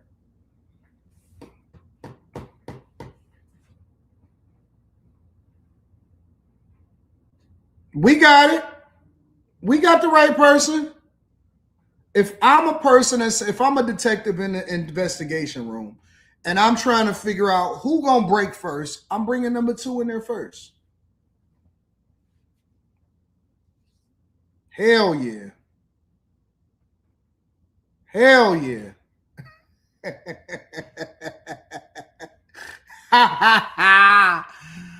Oh, kids, crime don't pay. Crime don't pay. It's not worth it. Do this quite often. And tonight, WLWT Investigates is still digging into who these people are, if they are possibly facing charges elsewhere. Also, I should note, here in Butler County, Judge Courtney Caparella-Creamer found there was enough evidence to bind this case over to a grand jury. Going to jail, going to prison. And it was never worth it. It was never worth it. So unfortunate. Where is he running to? Where was he going to go? It ain't nothing out there but woods, industrial buildings. You can't get away from this. It's nothing that you can do. It's not worth it. It's not worth it. But that's unfortunate that we continue to, in 2026, and then he's going to get out and he want to do his gun bar. You know what they're going to do? Y'all want me to tell you what's going to happen? He going to have a coming home party. And then when they rap, yeah, gumballs, something you got to deal with. Gumballs. And then, hold on, y'all. Hey, shh. Hey, keep it down. Gumballs. I got to start it over. Gumballs. Something you got to deal with. I'm banned from pharmacies. Because that's where the pills hit. Oh, he back. Yo. Oh, no, man, my next battle, I'm charging $40,000 a battle. Let's rewind that. Gumball, something you got to deal with.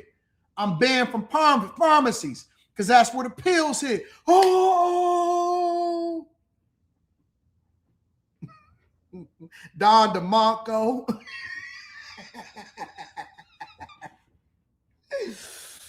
Oh. And then somebody gonna rebuttal it. Yeah, that's where the pills hit. But you try to get away in the snow, and that's where your wheels slip. Oh, Don DeMarco remix. Hey, let me run it back. You say that's where the pills hit, but when you was running from the police, that's where your wheels slipped. Oh my God, this is crazy. Don DeMarco.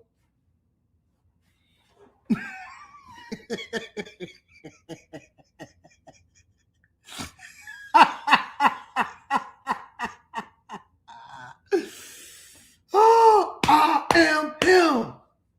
This nigga don't want none. He don't know.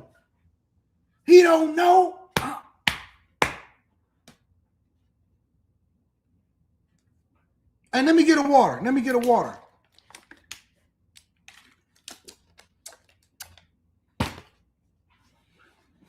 Bang, Bang.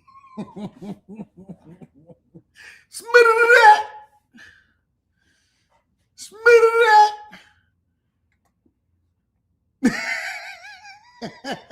You heard it here first. When you see it, say, nah, Anton already used that line. They not going to do the rebuttal, and that guy going to do none of that. AD needed a CT scan.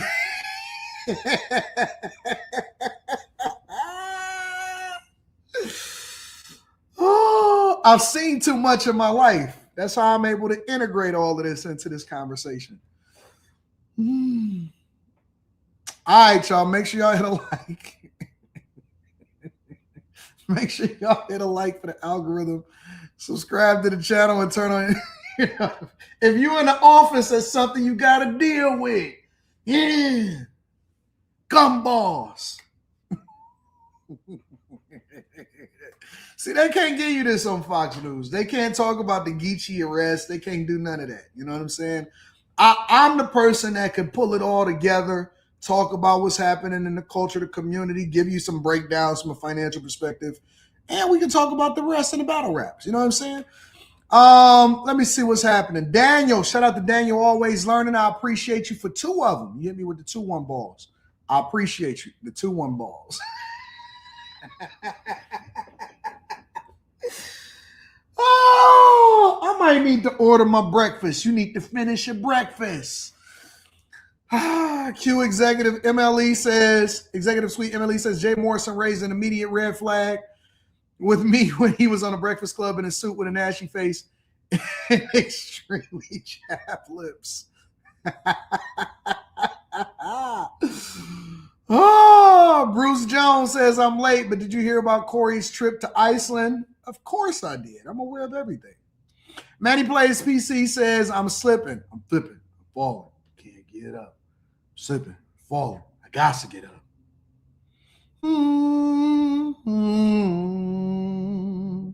Wesley Turner in the building says, I like that watch, Wesley Turner says. 2 looks like he was preemie. He's snitching ASAP. His braids was just snappy. Mr. Lott in the building says number 2 about to be like, nah, they wasn't from Ohio. The Ohio Pills back at the house on Main Street. Facts. They wasn't even really making no money.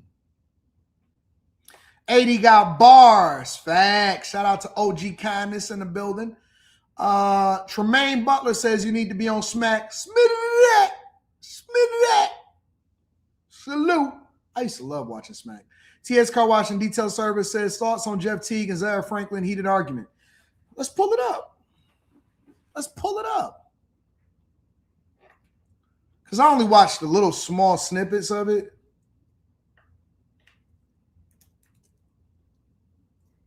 I like Jeff Teague.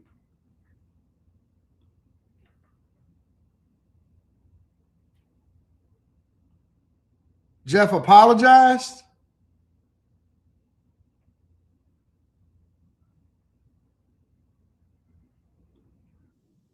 DJ Wells. Everybody's here this morning. We got Mook, we got T, we got Bishop. Fellas, good morning. How y'all doing? Dude. All right, man. Let's go ahead and address the elephant in the room yesterday. We had a spirited episode yesterday. Sorry to the show. Shout out to Z. Yeah. That's my dog. Me and him go back and forth every day on and off camera about basketball topics and football topics. We always comparing who got what, who do what. So shout out to him. It's all love. We dapped up yesterday after the show. We all talked about it. These niggas got on my ass yesterday.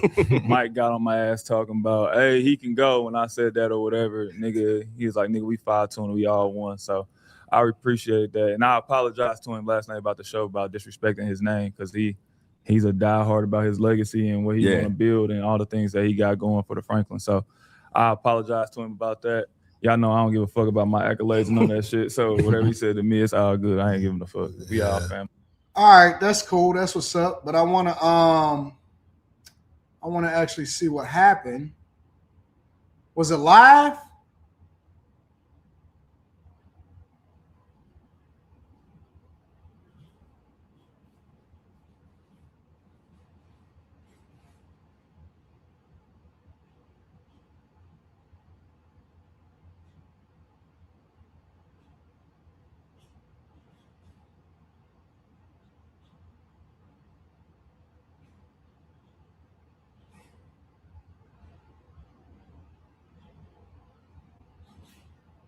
Super Bowl week, big matchup on Sunday.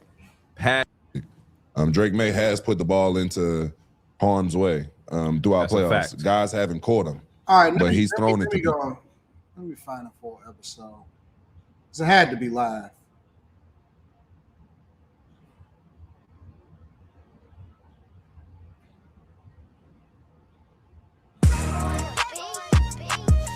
What's that? Star in Atlanta now. He will be the. Mike definitely. Like Bronny and Bron, bro. John Richardson. Damn. Oh, y'all are fried, man. What's the episode? I need to see it. Was it live?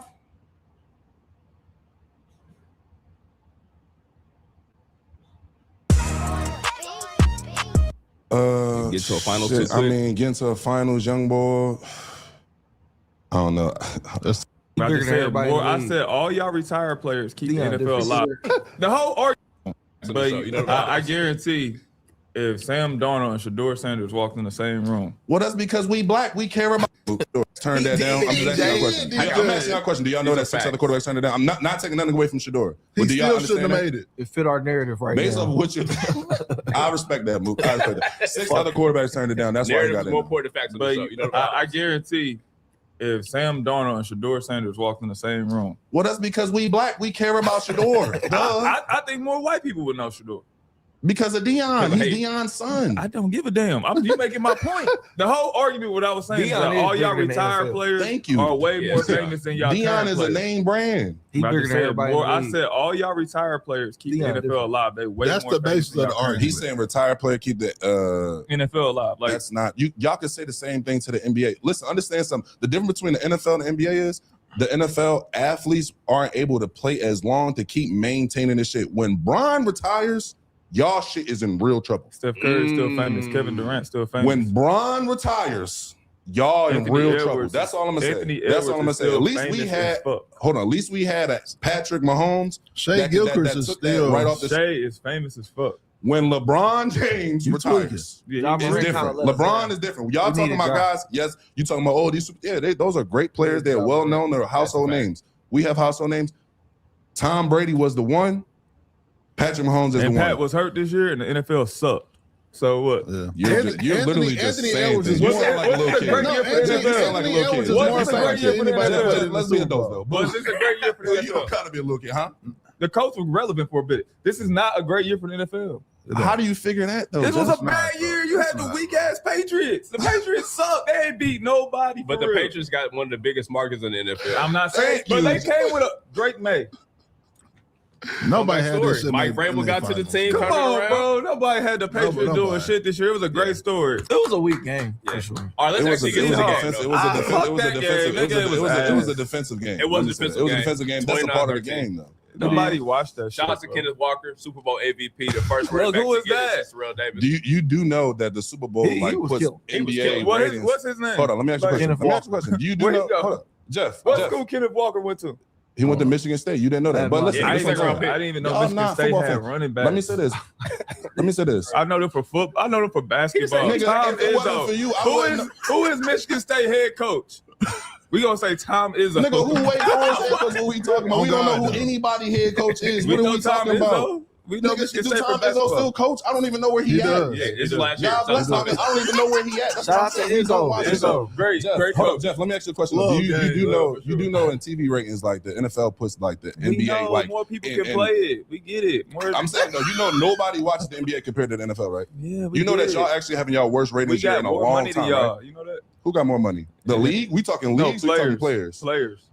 Now you didn't tell me go hit your head on the wall. Don't get no tickets for it. I got money. You got money. I got money. We both rich. I'm from the hood, and we both made it out. So you talking about I'm saying players. I'm talking about players. What you mean? We got money too. It's just a different math. It don't make no difference. The same way soccer players got more money than all of us. So what are we actually talking about? But I really have my money. People are your money but for I this got show. money that I earn. So like that's what I'm trying to get you to understand. We can have a conversation. You ain't got to be a little kid. Let's have a convo though. It ain't no convo. I can talk how I want to talk. You can talk how you want to talk. I don't know why. All right, so I'm looking at the full context of it, and from my lens, it looked like Jeff Teague pulled out the trump card of saying that the NBA players get more money because he didn't necessarily care about how the conversation was going. That's what it sounded like. And he's right. He's 100% right. But at the same time, it sounded like he started to bring up the money conversation because he didn't necessarily care where it was going to as far as the debate of what it was going on. Now, again, sometimes you got a trump card in your back pocket and you can say, well, A, B, C, and D. And that may be true. But it sounded like Jeff Teague was getting a little emotional.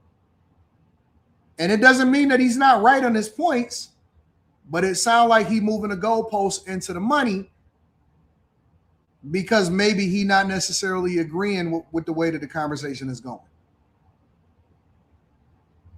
The difference is that the NFL is more of a team sport, is marketed as a team sport. The NBA is marketed as these are our stars and they're coming to your arena soon. That's the difference. Because people are going to show up at NFL games regardless. You know what I'm saying? They're going to show up to an NFL game because their team is winning. The NBA, when they release the schedule, and I'm a person that's a season ticket holder, so I understand it, right? Let's say, for example, that you're getting regular season tickets and you're not getting it on the floor, because if you're getting it on the floor, then you basically got to buy the whole season, right? And I'm going to tell you this also. It's rare. It's rare. I am in rare company. A lot of people don't know this, but I'm going to give myself some accolades. I am one of the few. And when I say few, I'm saying very few. And how do I know this? Because I talk to my people all the time from the Pistons. I am one of the very, very, very, very, very few people that actually spend my own money for season tickets on the floor. 98% of every other season ticket on the floor is corporate, meaning that it's the StockX seats, it's the Rocket Mortgage seats, it's the Platinum Equity seats, it's the whatever seats, right? They're company owned. And so the companies, large companies that's here in Detroit, they buy their tickets, right? Or they get season tickets and then they give them out to clients, or, you know, you can go here. Even the large builders, the people that built the Marriott and the building that I got my corporate apartment down in, they have seats literally right next to me, right? So it's very rare, very, very rare for you to actually see an individual pay for their seats. Okay, so we got to use a different type of example. Now, let's say, for example, you're getting season tickets and you're getting regular season tickets. You can get a half season or you can get a full season, right? You don't get that option when you're down on the floor. You get a half season or you can get a full season, all right? Also, they'll even segment it out to where you can get, these are the supreme teams that are coming, and these are the mediocre teams, and these are the regular teams that's coming. So they'll put together a package for you to where it's like, okay, the Lakers, OKC, you know, whatever the star teams are, right? Denver, Golden State, and it's because it's Steph Curry, it's because it's Luka and LeBron, it's because, you know, you can get to watch Wemby and the Spurs, all of that stuff. So they'll put together a premium package. Yo, this is the premium teams. You can, and it's a different price for these set of games than it is for these set of games, and it'll be the same amount of games, but it's different people, and the price of the tickets is going to be different. So what I'm saying is that the NBA is a star-driven league. They are marketing certain people, and they're looking for their next face of the league, the Jason Tatums, the all of those type of people. You're paying for the premium of coming to see them, whereas the NFL, it is a team sport. People root for their team. We have rivalries with this team. We don't like this team. We don't do this, whatever. When James Harden came over to the Cavs, let me show you something. I don't plan on being in town, right? I don't know if I got it up right now, because I got to go and take care of some business on this week. Show you the difference. So, I got my season tickets or whatever, and so you got the season for the whole season, right? You got the whole season. These are all of the games left. The next game, San Antonio Spurs on February 23rd. And then after that, you got OKC and the Cavs. Now, Cavs tickets are never, ever a in-demand ticket because we play them multiple times different out of the year. Cleveland is literally only 4 hours away. If you want to go down there and see a Cleveland game, you can. Whatever. Cavs tickets are never a big deal. But the minute that James Harden got traded to the Cavs, my ticket sold immediately. And I raised the prices on them because I'm going to be out of town on the 27th because my daughter got a tournament, right? Immediately, I raised the prices on them and it sold. Why? Because James Harden went over to Cleveland because it's a star-driven league. And that is the difference in the argument. It's the difference in the conversation is what I'm saying. And so they both right, but Jeff Teague is now taking it over to the money in order to try to justify the argument. Y'all shit weak. You mad because the Super Bowl is a national holiday and you're upset about that. It's okay. That was a great Super Bowl recap. I don't give a fuck about it. Football That's fine, though. Well, we have sponsors love the show. Moving on. Take right on BNZ. Nah, fuck that super chat. I'm shitty because he think his shit really like that. It ain't like I think that. the Super Bowl really like that? No, you think The football NFL, really the like Super that. Bowl It's is not big. like that. So you think that was a good Super Bowl game? How you Too? gonna tell me Yo, this? Pro You think it was a Bowl good game? Yo, Hold on. Mute up. What'd you say?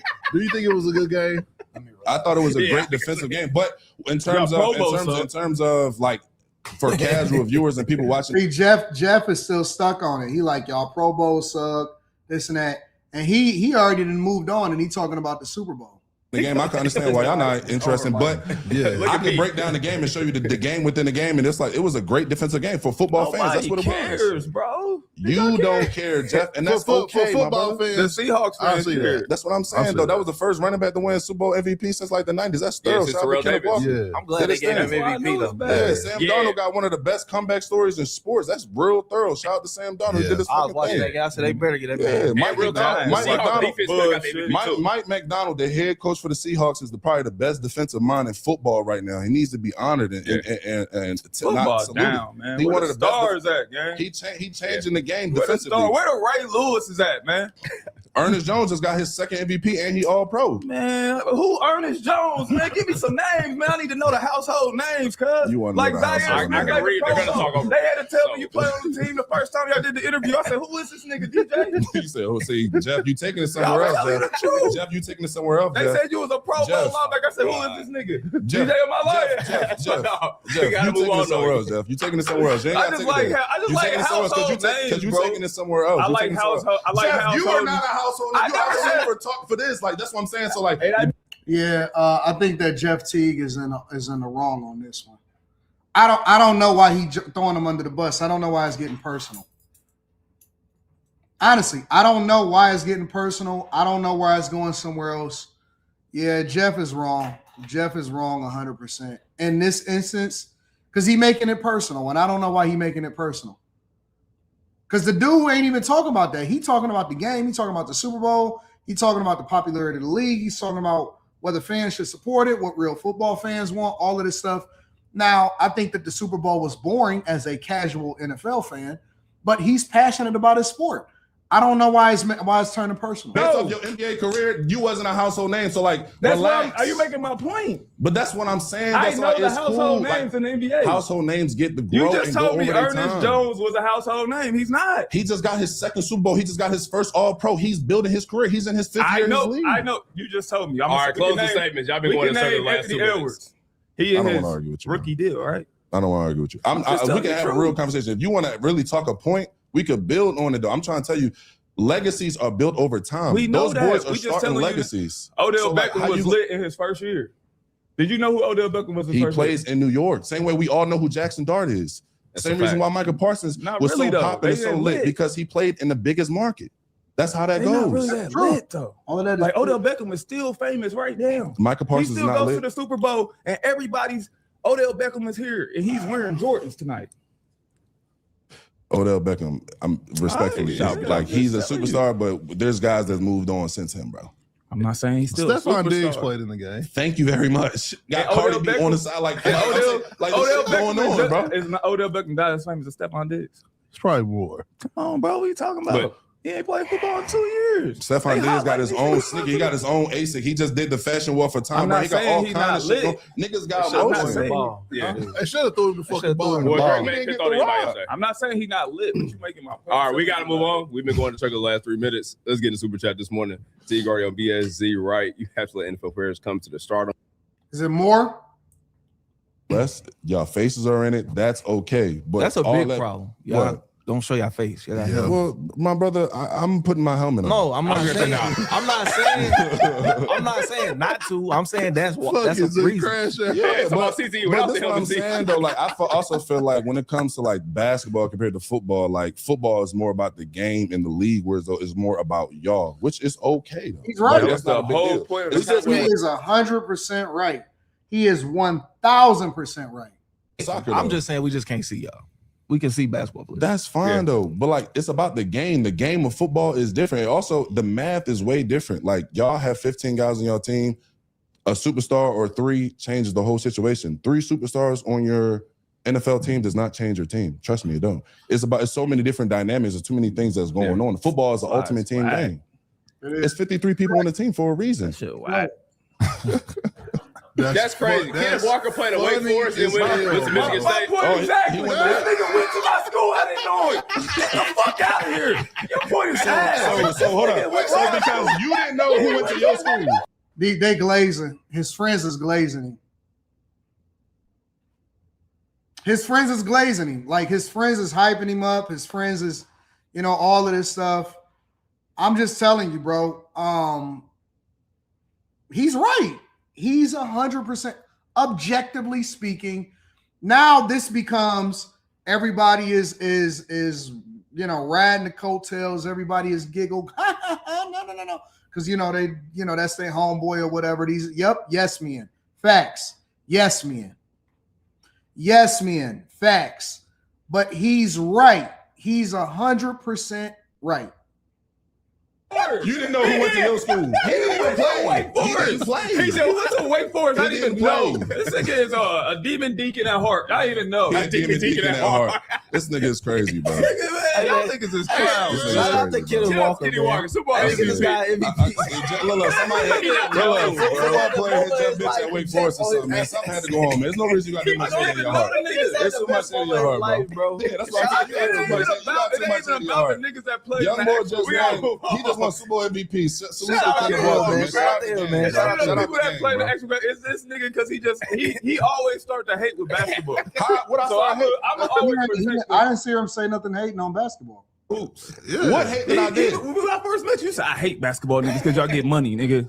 I was joking with your lane. You said, nigga, we joking. We on here in the class around, bro. I'm gonna always protect hoops because y'all be doing that. Y'all But try I that. think to his point, he was just saying, like, we so used to seeing Tom Brady and Pat Mahomes. Yeah, Tom Brady was still there. And that's another thing, too. That whole New England, that's a whole narrative, a part of it, though. All that New England stuff. If Drake May would have won, they would have put him right up into that pantheon. He was ready. He was about ready to ascend. Yeah. If he would have won, if he would have put on and won that game, he would have ascended. He would have been right up there with all of them. I'm just saying when it comes to like the stars, though, like even when like Peyton was here, we just knew the stars. Like Drew Brees was like a lit star. Like you knew these people. Like it was household. No matter if they won or not, bro. Yeah, okay, so you don't know who Justin Herbert is. People don't know who Justin Herbert is. People don't know who Joe Burrow is. People don't know who Lamar Jackson is. I know Lamar. People don't know who Caleb Williams is, a young budding star. Is he not? Yeah, he putting on. up and Jaden coming. Daniels was putting on. He up and coming. Like there's guys that are coming along to this shit. Like you know what I'm saying? But You them talking, was like- you talking about Justin Jefferson? You talking about Justin Jefferson? You talking about Jamar Chase? Like stars Them are two. a part of that. Yeah. You know what I'm saying? But Miles I'm just Garrett. like, Like we they talking was about that. like- Michael Park. Like stars are all a part of this. Hey, shout out to Jerry Porter. He said Jefferson acting like Skip and Shannon. Oh me. Fuck no. That's crazy. He must be the white dude. Jeff Skip. Hey, fuck it too much. That's what we doing. Y'all, it's more like Drew Holiday and Bronny more famous than Famous daddy though. He been famous since he was like. Nah, No, if he do his own thing, that's not no hate on Bronny. He'd be, you know what I'm saying, no streaming and all Bronny that James shit slander too. will be tolerated on this platform. Shout out to Bronny. Nah, that's part of it. Shit. NFL has a way bigger platform than the NBA. NBA isn't as popular today compared to previous eras. We get y'all make it sound. We never said the NBA was more popular than You y'all. just I said we have more popular players, bro. The We have players. more popular The But players. Henny, that's what I'm saying. Y'all league is based off of the players. That's okay. That's just how y'all league is built, though. Like, but that's my whole point is making you. But you And saying you were trying to compare the whole league of football. I don't give a damn. You break no. Jeff is just wrong all the way around. I'm about the NFL. I was saying it's more popular player. That's why I said if Steph Curry was go to an NFL game, they're going to say Steph Curry is in the building. they're gonna do that for a whole lot of people, though. But if a normal regular NBA player, let's just give me, you say Keontae George or somebody. Niggas do not know who he is. But They I'm, will. that's Like you said, separate that's a point. budding star, That's right? a problem. I don't Shout think out to he's my a star, dog. but go ahead. I mean, who you just said was a budding star? What's his name? Kenneth Jalen Walker? Johnson. Let's use your man, Jalen Johnson. All right, if Jalen Johnson went to a Falcons game, they will put Jalen Johnson on the screen. If Bijan Robinson goes to a Hawks game, He's a superstar for the league. Touche. if Kyle Pitts, the best running back in the NFL. if Kyle Pitts goes to a Hawks game, he's gonna be on the screen. If they put a regular NFL player on at the Nobody game, he's would not know. gonna go on the screen. That's What when you say you talk about a Zaire, budding you star? been Hold to- on. you been to- you- hold on, there's no disrespect. Somebody You've that's been- I've been to you've Pacers been- game and they you've been put to me the on the Pacers. jumbotron And during the nobody finals. knew. During the Nobody finals. knew. During the finals, they put me on the Nobody jumbotron. knew who you were. I They swear put to me God, on the I was there. jumbotron. I was there. Robert Mathis popped up. They said, man. It ain't no disrespect. It's no How disrespect. you gonna say nobody knew? How you gonna say nobody knew? Nigga? How you gonna say nobody knew? Okay. Let's take it right. I don't know why he keep using him as an example. It's almost like, I don't want to say he picking on him, but it's almost like he kind of picking on him for some reason. Okay, let's take it right here. Jeff, you from the city, right? Yeah. Did they put you on the jumbotron? Okay, let's keep moving now. You just said you were there. Did they put you on the jumbotron? No, Okay, let's keep it moving. So clearly, you being a basketball player got nothing to you do went with to it. the game and they actually said, Put me on the jumbotron. Zaire Smith. I'm trying to understand. What's your point, bro? You keep trying me. Stop. Don't disrespect my name. Hold up, Jeff. Don't disrespect my name. You know my name. Zaire. I don't know your last name. Zaire. Stop disrespecting me, Jeff. Hold up, Jeff. Don't disrespect me, Jeff. We live, so we don't got to don't I disrespect don't me, remember your last name. They put Zaire. You don't just. All right, bro. What is it? Franklin. All right, bro. They What you put trying to be Zaire on, bro? Franklin up there. What you really trying to be on, though, man? Like that's what I'm saying. Like you taking it somewhere else. Like we can have a combo. Like we at work, bro. Like what you want, bro? Like we ain't gotta do all this, man. They put me on the jumbotron. They didn't put you on jumbotron. They put me on the jumbotron. They cheered, nigga. They cheered. They say they all didn't. pro. Have you ever been all NBA? No. Have you ever you was a one-time All-Star? I promise you, I'm gonna get another Pro Bowl before you get into the All-Star. Your career is over. You was trash. They traded you all over the fucking NBA. You never stood. I was a captain on every fucking team I was on. How many years you So played? calm down, gang. Like niggas really fuck with me. I'm really carrying it out here, and I came in late. What pick were You was you? an early pick. I was a late pick, and I got out the fucking Okay. mud. So watch your mouth when you talking to me, nigga. All right, bro. Nah, because like you really trying me. I'm gonna just say that my man Zaire, honestly, he's had a lot of patience. He been chilling. He been taking the shots. It's been personal the whole time. I'm keeping it 100. Now, I don't think that it should escalate. I don't think it's escalating to where it's like getting physical or nothing. But he defended himself. Okay, so now you want to feel some type of way when the dudes say, all right, well, listen, this is what it's going to be then. If we going to go there, then we going to go there. This ain't got nothing to do with physical, ain't got nothing to do with that. But Jeff have been picking on him, and he been picking on him and picking on him and picking on him and picking on him and picking on him. And so my man is like, okay, so what we doing?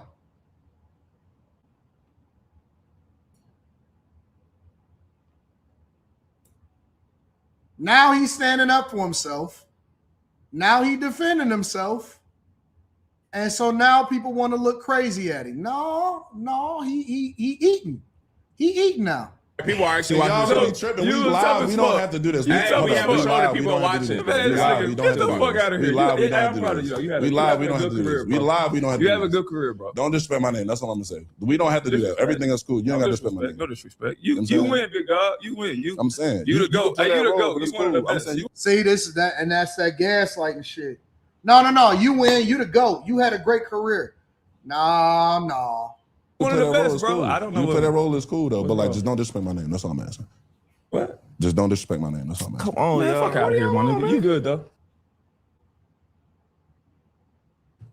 Do your thing. You tough as shit. All right, bro. Where we at, DJ? That's what I'm saying. Well, it didn't have to be that, bro. It's a football day. It's a football day. It's never a football day on 520. You can get the fuck out of here if I don't give a fuck. That's What? What? What? Why is he saying? Why he doing all of that extra shit? My man ain't even tripping. He didn't even. He ain't said nothing out of pocket. He ain't said nothing disrespectful. He did none of that. He just slow motion. Nah, bro. This is wrong. This is wrong. This is wrong. This is wrong. This is wrong as fuck. Nope. I didn't know this. I didn't see this. This is wrong, bro. Why all of that? You can get the fuck out of here and all of this shit. Nah, dog. And he keeping it cool. He keeping it cool, and he got to keep it cool. And that's the thing, is because he can't fumble the bag. He can't go out of pocket. He got to stay on point. He's still in the league. And so now he got to maintain his cool. And it's like, yo, let me see how he react to this. Let me see some more. This is wrong. what you on? Yeah, I could be. That's what niggas on. Bro. Okay. The fuck out of here. Had to be that, bro. It's a football day. It's a football day. It's never a football day on 520. You can get the fuck out of here if I don't give a fuck. That's what you on? Yeah, I could be. That's what niggas on. Bro. Okay. That's niggas crazy, bro. Huh? Hey, yeah, come on. That's what I'm saying. Like, you talk to me. Come on. It ain't that Watch how I'm talking to you. Just come on, bro. It ain't that serious. Zaire Smith. I don't know who that is. It's cool. So I didn't remember your But you know my name's Zaire Franklin, though. I just had to remember. Like I said, when you pull up to the board, I didn't know. It hurt your feelings that much, the Super Bowl that lit. Was it Bad Bunny? I really don't. Nah, I fuck with Bad Bunny. You don't. I listen to Bad Bunny. All right, let's move on, please. Salvage the rest of the show. Shout out to the Knicks, man. Took care of the Celtics yesterday, 111-80. Oh, Jeff Teague is wrong. It's all wrong. Wrong. And that apology is weak as fuck now that I'm looking at the apology. Let me look at the apology again.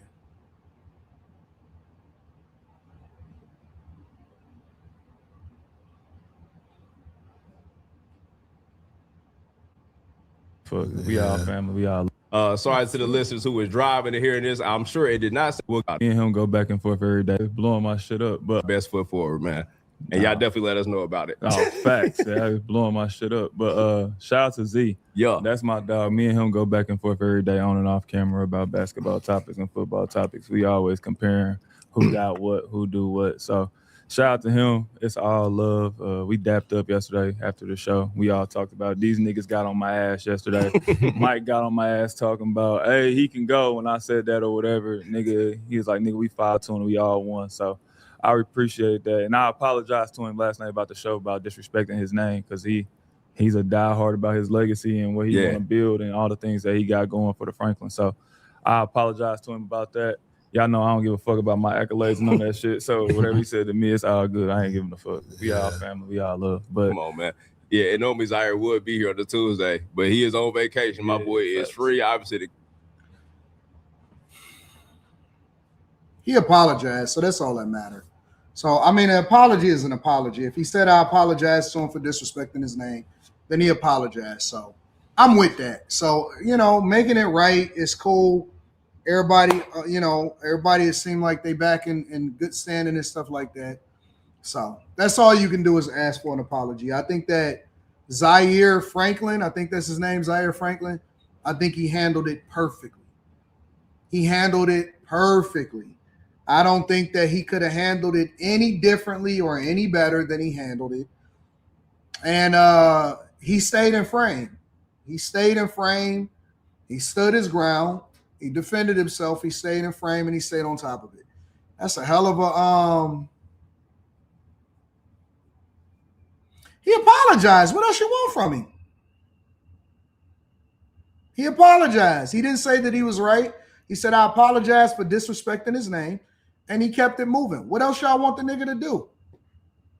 I mean, I thought that the apology was a little dry, but he apologized. And if they chopped it up behind the scenes and then he publicly said, yo, I apologize for disrespecting his name, what else you want from him?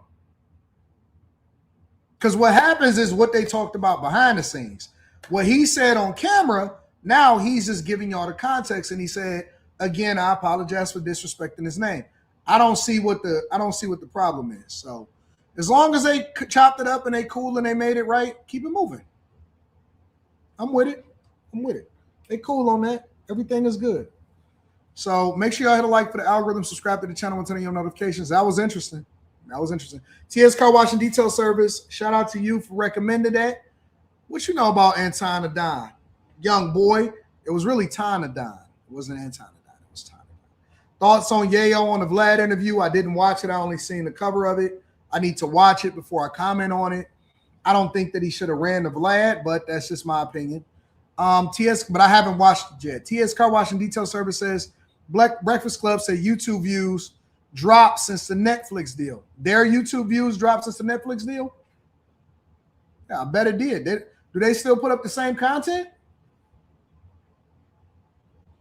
Crimson says, indeed, my most favorite podcast and podcaster around. Thank you, Crimson. I love you, baby girl. And thank you for always holding me down. I love you.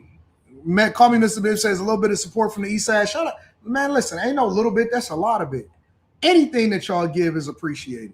Eric Harris says, Jeff arguing like Q Diddy. Shout out to my dog Q Diddy. Jeff argue like Jazz. AR is back. I appreciate you. TS Car Wash and Detail Service says, this is why I told you to watch it. Teague is dead wrong.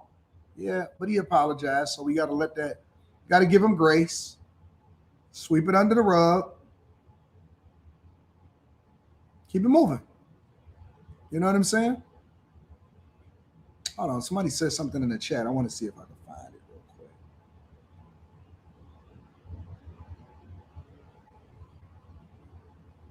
Anyways, let's move on. Did I watch the Cat Williams special last night? It was kind of funny. I didn't. I was live streaming last night. All right. We got to cover this Mark Zuckerberg leaving California conversation. I'm going to hold one of these till tomorrow, but we got to cover this Mark Zuckerberg conversation. Give me a second. Let me find it.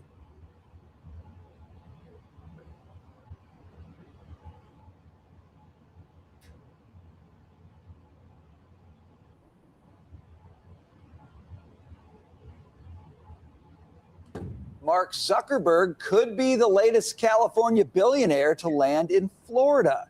The Wall Street Journal reporting the Meta CEO bought a waterfront mansion in the Sunshine State and plans to move by April.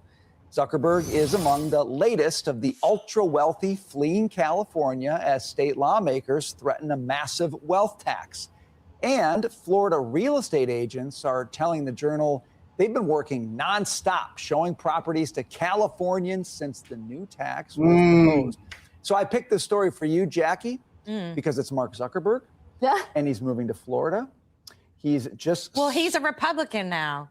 That's right. Should Florida just be embraced? Do you think this means the whole Meta, conglomeration is going to shift its center of gravity down to Florida? Is that what this means? Is this a business move out of California? I don't know, but the hypocrite himself wants to take advantage of the opportunities in Florida, so he is going there. You know how I feel about him. He went as left and far left as the left go, and then all of a sudden he did an about face. Now, some people think that's genuine. I personally don't, but that is my humble opinion. I'm not surprised by this at all, but I think that why, when people evolve or change, other people won't let them hold that down? Are people supposed to stay the same forever? Are people supposed to have the same perspective and stay the same for their entire lives, or are they supposed to evolve and have different perspectives or make different decisions based off of what's best for their family? Personally, I don't, in real life, I don't know a Republican that was Republican their entire life. And maybe that's because of the environment or the community that I was raised in. But I personally don't know a Republican that's been a Republican their entire lives. Every person that I know that is conservative moved over to being a conservative. They were not always like that. Somebody said, nope, it's a business move. What other type of moves are we supposed to make? That's the first thing that then snaps in your mind is that, oh man, you fucking up the money. You messing up this, you messing up that. Are you not supposed to make business moves? When I see the landscape change, I have to make some adjustments. If the first thing that anybody notices when your money start getting messed up, no. That then is the thing that set off everything else. Now I'm going to start paying attention to everything. Wait a minute. Why are we doing this? What's going on over here? That don't make no sense. You ignore a lot of things until the money start getting messed up. And then when the money start messing up, you're like, hold on. This ain't right. This don't make sense. Said you got to atone for the past mistakes before you can be new. Says who? To who?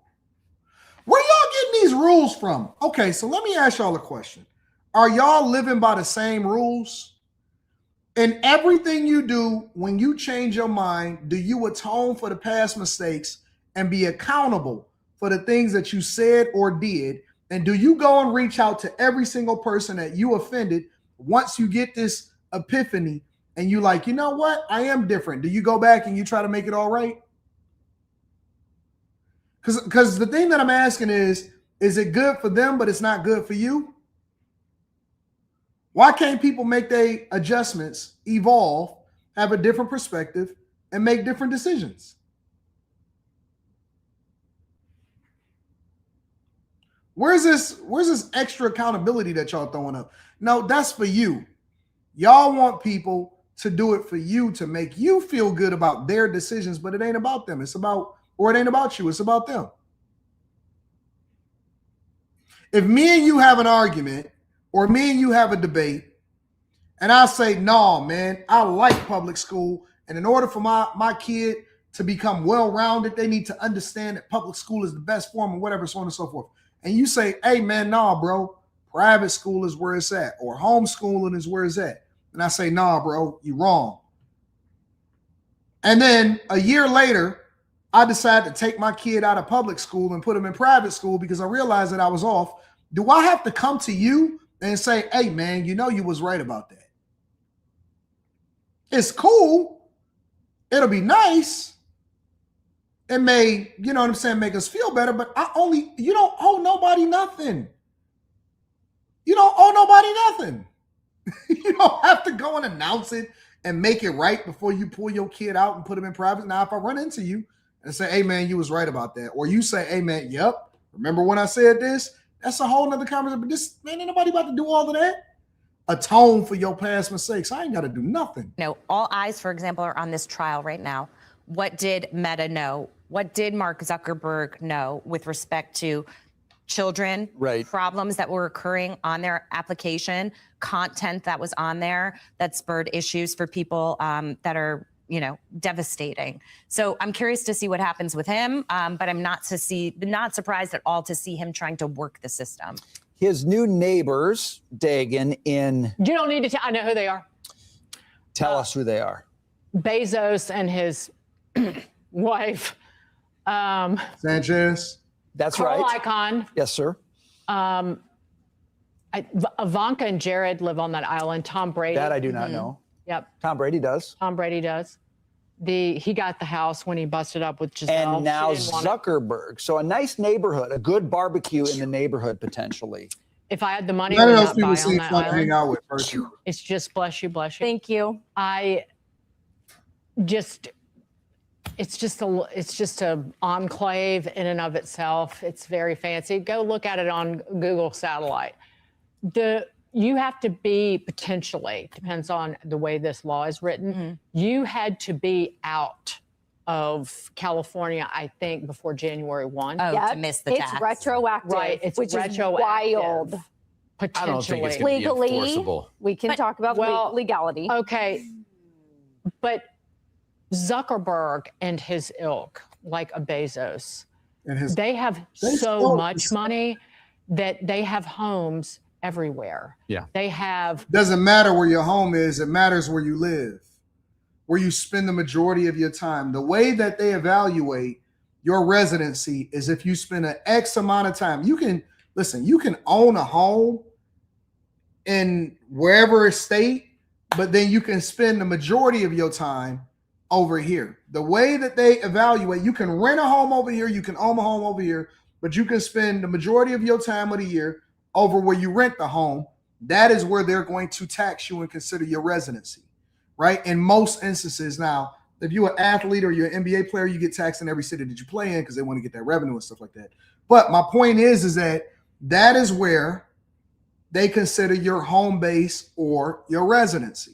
Assets, like hard assets, real estate and properties everywhere. So he's buying this thing. Can I just say one thing? I also think he's just keeping up with the Joneses, given the list of other inhabitants of the island that you mentioned. There's part of me that thinks he just wants to be there because Bezos and you know who are there, and Tom Brady and the Kushners. And I hope they actually really move. Because I'm going to sound like you, suck them dry. Yeah, this is the most interesting thing for me, though. I didn't think dry. there was anyone that disliked Mark Zuckerberg more than me, but I met. Oh, yeah. Why do people hate him so much? Y'all know this nigga? He did something to y'all? No, I'm up So there. I've never been a fan of. I bet you that they still on Instagram now. But here's the interesting thing. Him and his wife have pledged all their wealth to give it to charity, right? 90%. Think about what they're saying now. We're going to leave California because we don't want to give the money to the state government. I think that's how bad the government is. That's how bad it is. So this is, by my count, the 7th billionaire that has left California, accounting for upwards of $800 to $900 billion worth of wealth. Total billionaires in California is about 180 to 190 with 1.3 trillion. So there is a mass exodus. We told you this was going to happen. All of us said. Yeah, we all knew that this was going to happen. And this is one of the reasons why politicians don't know what the hell they're doing when it comes to these states and running these. This is a huge story. This is the same thing that's going to happen in New York. It's a mass exodus of millionaires and billionaires that's starting to leave New York too. Price tag. The Wall Street Journal reporting. Well, some of them don't actually believe that Mom Donnie can get through a 1% to 2% tax on their Facebook wealth. founder Mark Zuckerberg has bought a $150 million home in Florida. The palatial estate is in the super exclusive Indian Creek area. It kind Somebody said, bro, people has the right to not like them. I understand that. I'm asking why. Listen, I'm indifferent about people that I usually don't know or people that are not impacting me or is impacting the culture and it's something that is not meaningful to me. I can comment. Now, don't get me wrong. There are people that I don't like, right? But I can tell you why I don't like them. I can tell you how I think that they're impacting and affecting things in a negative way. A lot of times people don't like people because of what somebody else says. I don't think it has anything to do. When I ask, hey, what is it? It's not that I'm telling you that you have to like them. I'm trying to figure out what is it about them that you don't like. I think that that's being that emotional about somebody that you don't know, that you don't even have access to, is weird to me. It's weird to me.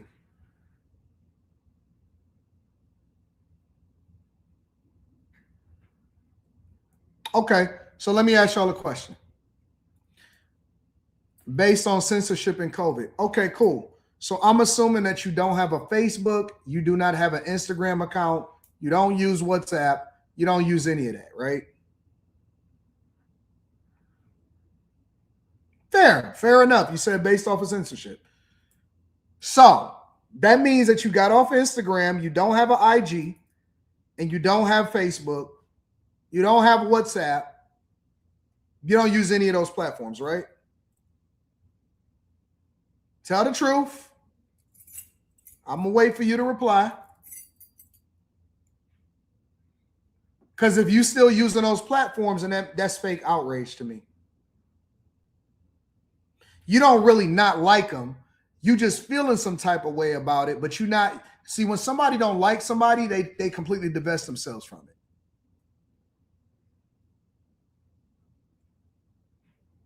So I don't believe you. That's what I'm saying. Like, anybody can say anything, but they not really about that. See, you was replying back and forth real quick inside of the chat when I asked you what you don't like. Censorship, fake outrage. You typed real fast inside of the chat when we asked you what you didn't like about them. But when I asked you, did you get off of Instagram and Facebook, you real slow to respond all of a sudden. I'm wondering why.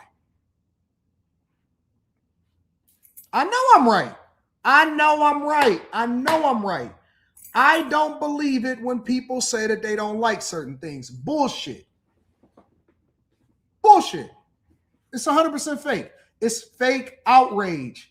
Come on, man. Let's stop playing games with ourselves and pretending like we really mad. We not really mad. We pretending to be mad because if we really didn't care for somebody, we would completely divest ourselves from it.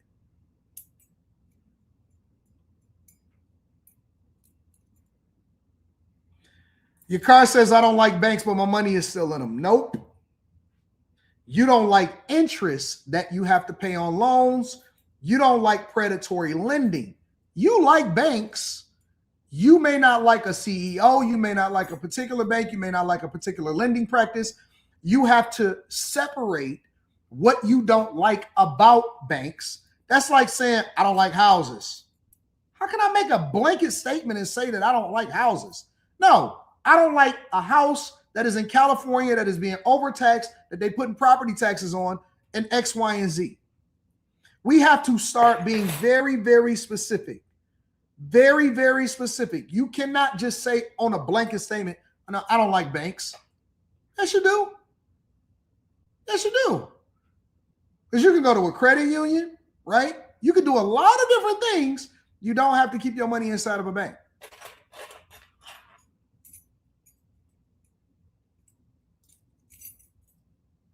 You have to be specific.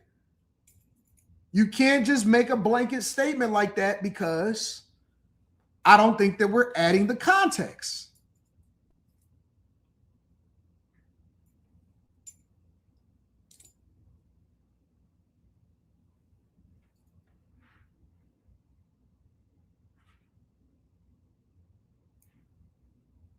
Right. You can't say, I don't like food. You can say, I don't like seafood. I don't like shrimp. I don't like this. I don't like that. No, come on, man. We got to be a lot more careful with our words. We can't just say that. So I just be trying to understand exactly what's going on. Make Zuck say semi-neighbor with fellow zillionaire Jeff Bezos, along with Carl Icahn, Ivanka Trump, Jared Kushner, Tom Brady, and more. Now, it's not clear if Zuckerberg is leaving California or just buying a Florida crash pad. Why not? But I did post on X about it last night and noted that companies, let's be honest, folks, you know this. Companies have a tendency to find executives hanging out near where their CEO is. And if Meta maybe could move some people to the area, they already have a growing office in Miami. Now, one of those who saw... Facts. That's a perfect example. I love these women. It's the hoe inside that I don't trust.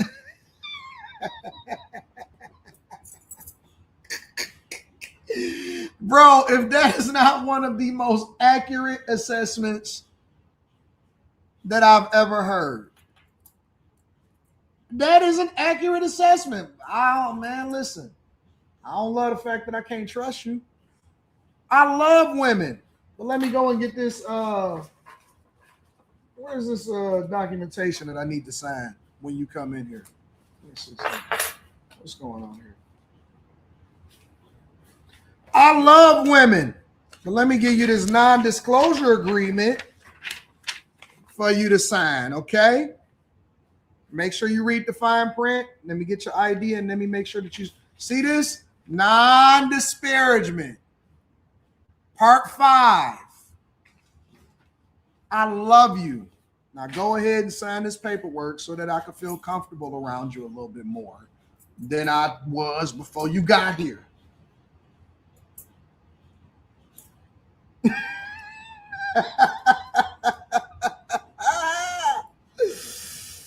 Oh, you know what I'm saying, K. Cooper?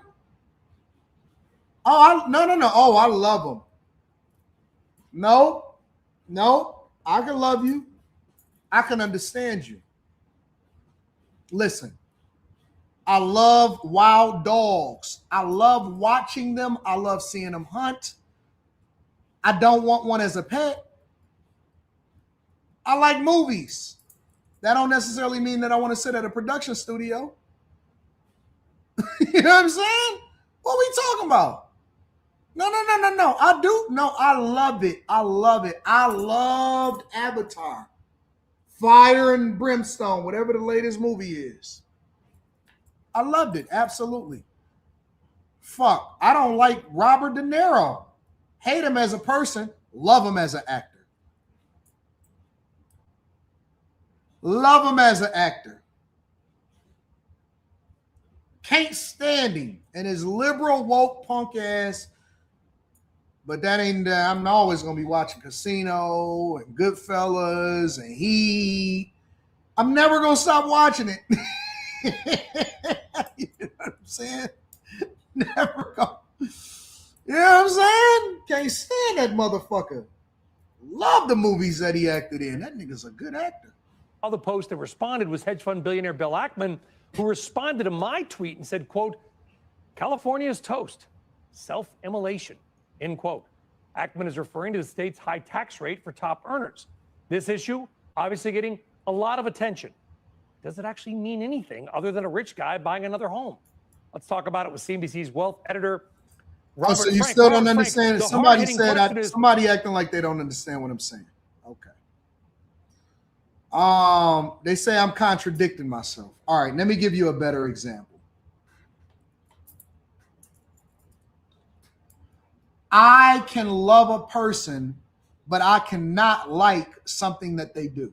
I cannot like a perspective that they have. It doesn't mean that I don't love a person. Or better yet, it doesn't mean that I hate the person. I could hate something that you do. It don't necessarily mean that I hate you. Do you understand what I'm saying now? Do you get it?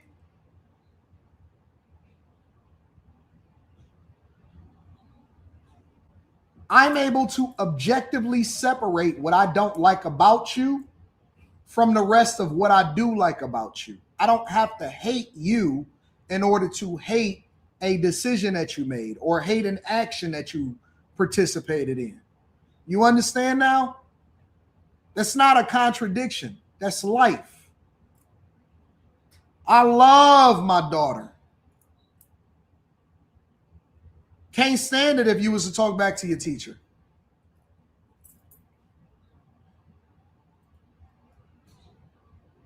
You understand it now? All right, so let's get back to the show. Does this mean anything other than another rich guy buying another home?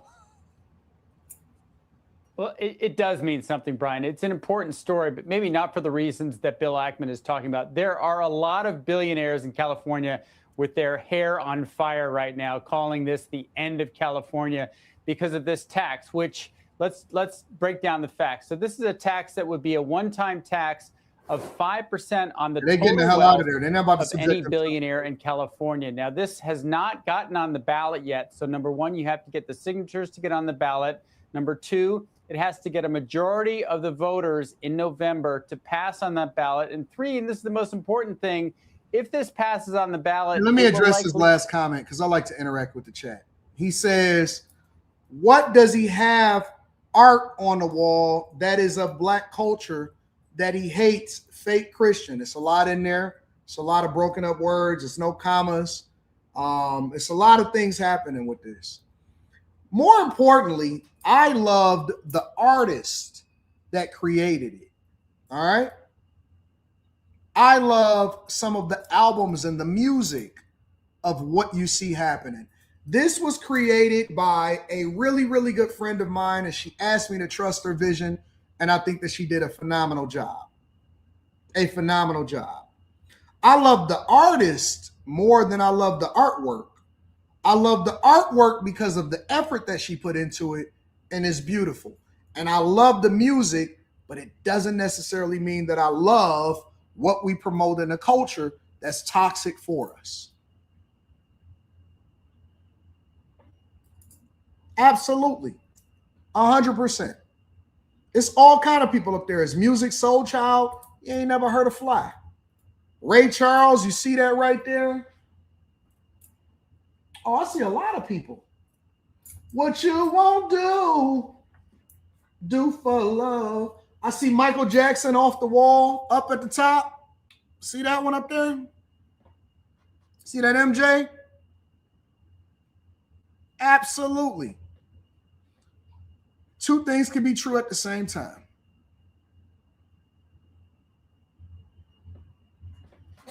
%100.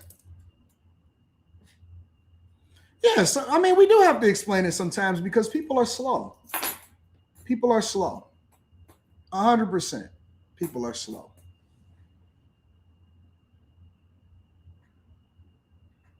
Sometimes you gotta break it down for them.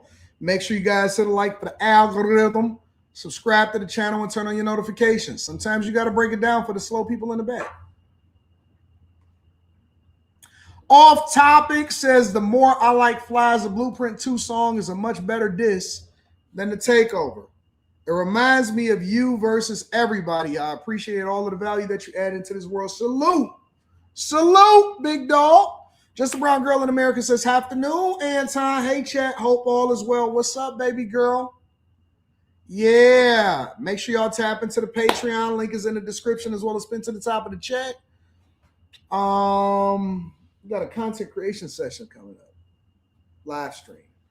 I want to get into this other video where they're trying to convince us, and I want to get the context. They said $100,000 is. I've been hearing a lot of people saying crazy stuff like this. Where is it at?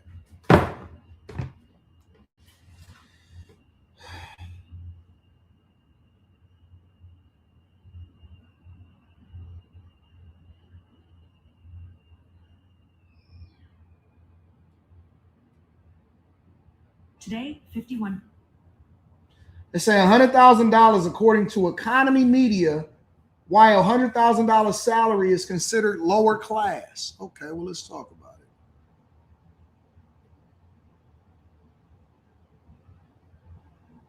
Today,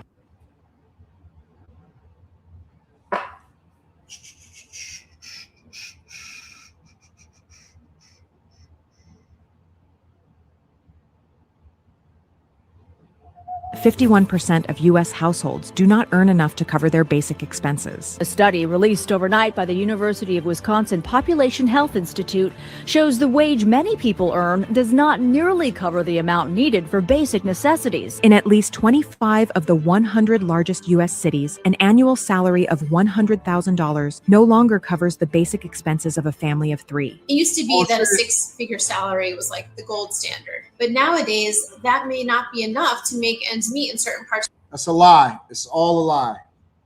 It's all a lie.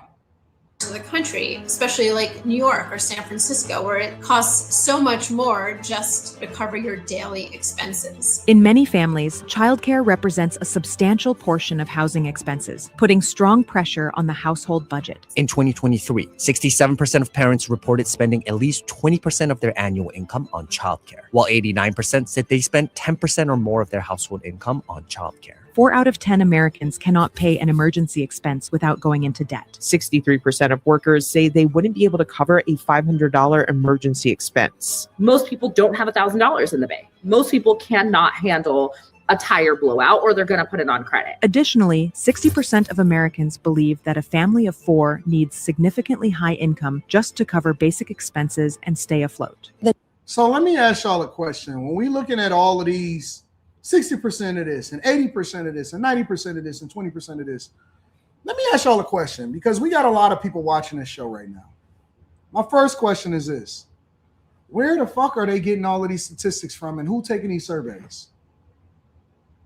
They throw these random numbers out there and we just supposed to believe it, first of all right?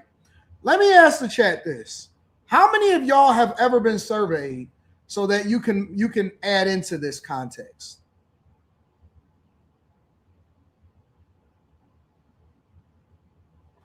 Because I'm not just taking nobody's word for it. Even when they throw these stats out there, who took this survey?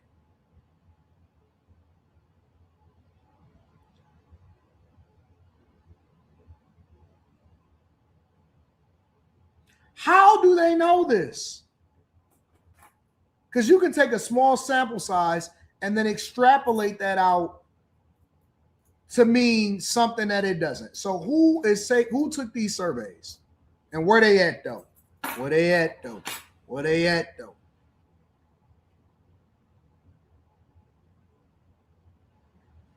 I don't believe all of this stuff. A new Gallup poll found Americans think the average family of 4 needs a minimum income of $85,000 a year, which is up almost 50% from 10 years ago. Taken together, these data reveal a single reality. Work no longer guarantees stability, and a single income barely suffices to sustain middle-class life.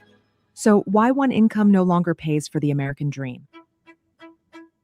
For much of the 20th century, especially between 1940 and 1970, many U.S. families were able to live on a single middle-class income. It was common for a full-time worker to cover housing, education, healthcare, and retirement savings. In fact, during that period, more than 60% of households relied on a single economic provider. However, that reality has changed drastically in recent decades. Today, the median household income is around $80,000 per year, but in most cases, this amount comes from 2 people working, not just one. At the same time, the cost of housing, healthcare, and education has grown much faster than wages, reducing workers' purchasing power. This shift reflects multiple transformations in the economy, work, cost of living, and household structure. Currently, most households depend on 2 or more incomes, making it increasingly difficult to sustain a family. So let me tell you what's really happening, all right? Because nobody wants to have a real conversation in that context.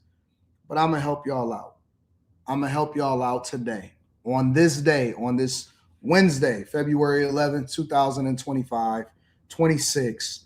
I'm going to help you guys out, all right?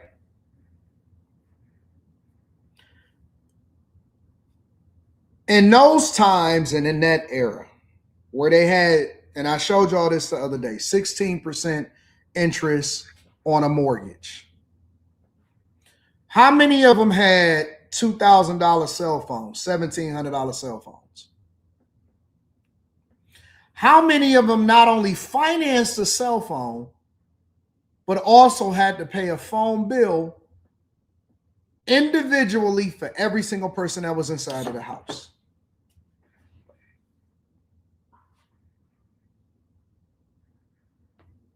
How many people actually had a computer? Every individual have a computer here, have a computer here, then they got to have an iPad over here, and then they got an iPad subscription, and they got Apple Care, and all of this other stuff. How many people had to do that? Shit, at the time that they actually citing and referencing, we didn't even have cable. We had regular TV. You didn't even have cable. You were balling if your parents had cable. You got cable? Nigga, people used to go over people's houses whose parent had cable. Do you know that there was a time in our lives where we actually skipped school to watch music videos? That's the honest to God truth. I know a lot of y'all wasn't born in this era. You may not be familiar with it. Bro, we skipped school and we watched music videos. We watched The Box. I'm not kidding. I'm keeping it 100. You skip school to watch music videos. Now that y'all, I know y'all like, what? Yep. Nigga, cable was that new. It was that popping. It was that popping. We were simple, easygoing, and just had a good time, and it didn't take a lot. And when you got done watching music videos, you hooped. And when you got done hooping, you ate. And you drank water out of the water hose because you didn't feel like running inside of the house. Or if it was your crib, your mama said, don't have nobody inside of my house, so you had to drink out of the water hose. Hey, man, my mom said we can't have no company, bro. So we just going to have to drink out of the water hose. I'm going to keep it 100 with you. I'm keeping it 100. We didn't have, hey, man, it's 100,000 people that are dropping on the same day. Did you get this? You get this? You get this? You get this? No, you didn't have that. You know what you got? You know what you got? We couldn't wait for the Source magazine to come out to see how many mics it had. And then Sam Goody or Blockbuster Music came much later and all of that stuff, or the local corner store, the local corner tape cassette shop, they dropped, it may have been 1 or 2, you might have got a single or whatever, you had to save up for that shit. Yeah, you ain't get all of this on every single day, all day long. None of that. You can go to a concert for $30, $20, and you was in that joint and you was getting it popping. Sam Goody, Circuit City, all of that. 100%. You got a job in high school so that you can go and get your whatever it is that you wanted to get.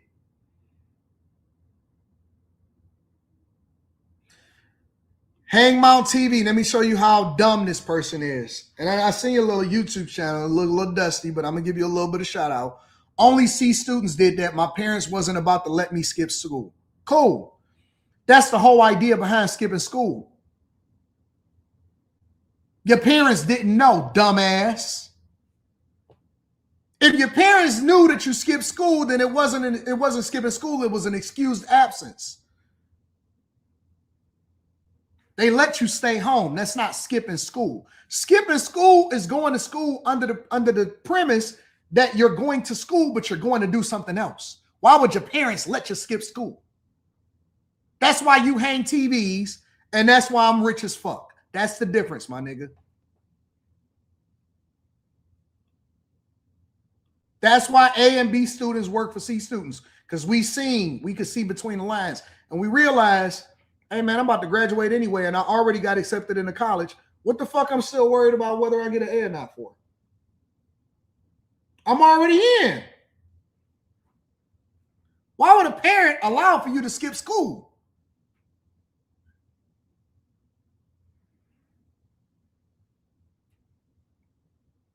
We would go to the store sometimes, and I remember my dog Ivory. He would get one album because we didn't know what it sounded like, and I would get the other album, and we would listen to them both. It was like we both got it.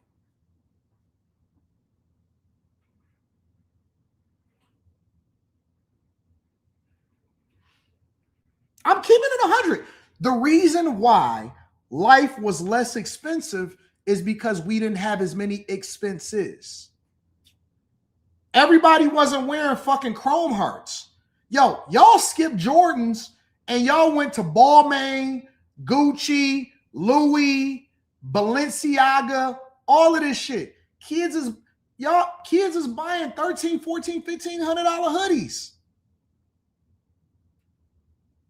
It wasn't like that back then. Nigga, my brother bought the hoodie and then I wore my brother's hookup because he had it, and so we just gonna switch it up. We gonna straight it up. I wore my brother's shit. That's why I was so fresh in high school. It's because my brothers had all of the Coogis. They had all of the Gucci loafers. They had all of the gear, all of the Carl Canal, all of that shit, and I was wearing my brother's shit, and I was fresh as fuck. They didn't know. I wore my brother gear.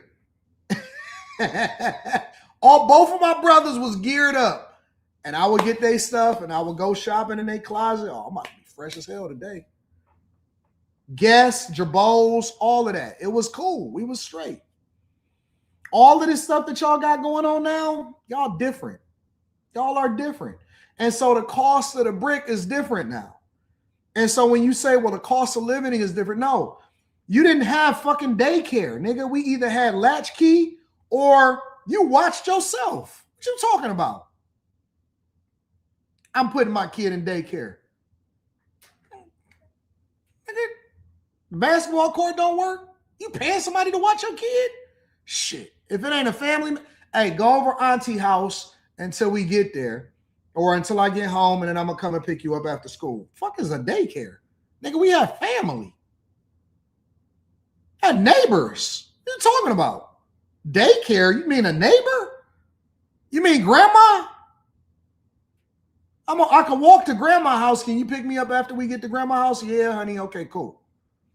Fuck is a daycare? Y'all niggas is spending 20% of your income on daycare?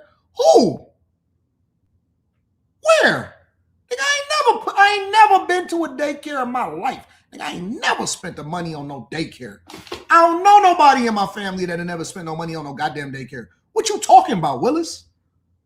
But The cost of living is higher. No, your lifestyle is different because you don't know what it takes and actually raise somebody in the community. Nigga, we had the recreation center. Nigga, we had the basketball court. We had the streets. And we got video. Y'all have video games. And if a nigga got a Sega Genesis, Altered Beast, Nintendo 64, nigga, Odd Job, nigga, we playing all night, nigga. Greatest soundtrack of all time. So I don't listen to these surveys. I don't listen to niggas on the internet that sit there and talk about. I don't listen to that. I know what I came up at a time where I could tell you what real life is. I come up in an era where you didn't need much in order to survive. Nigga, eggs, bread, milk. We winning. Eggs, bread, milk. Nigga, I come up in the era where they had the packets. You got the little oatmeal packet, and they got the little fake fruit in it. You put some water in it, you stir it up, and you throw it inside of the microwave, throw some butter, some sugar on that bitch, and we good. What you talking about? Get the little oatmeal packet, and if you was greedy, you got 2 of them. You shook them up so that when you tore it off, you pour it inside of the bowl, put some water in that bitch, you stir it up, you throw it in the microwave, you see it start to bubble up, make sure it don't go over the bowl to where it starts spilling over because you ain't focusing. I'm good.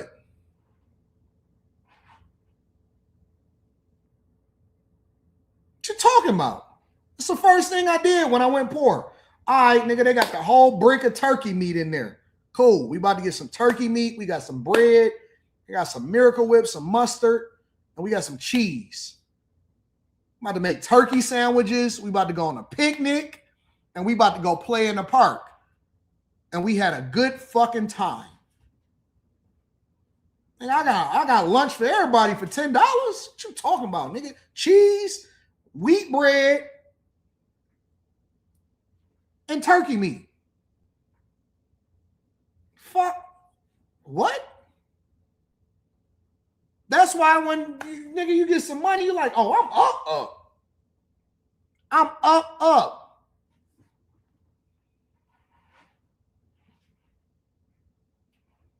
But see, we in a different era. We in a different space. Guess what? When your parents bought their house back then, they bought their house in what we now consider the hood. You don't want to live and change your neighborhood to be something better. The reason why the houses were so cheap is because it's in the same places that you don't want to live in now. So they bought their home in what we now define as the hood. And they raise their kids there. And guess what? The lights will get cut off every once in a while. And we get the money together in order to get the lights back on, my nigga. And it just was what it was. They didn't have no money. People wasn't doing better. It was worse. They figured it out. Lights was off. We're going to get it cut back on. Gas was off. That's okay. Because when the guy leave, nigga, I know exactly where the little thing is. And we're going to go out to the street. Going to turn that bitch back on.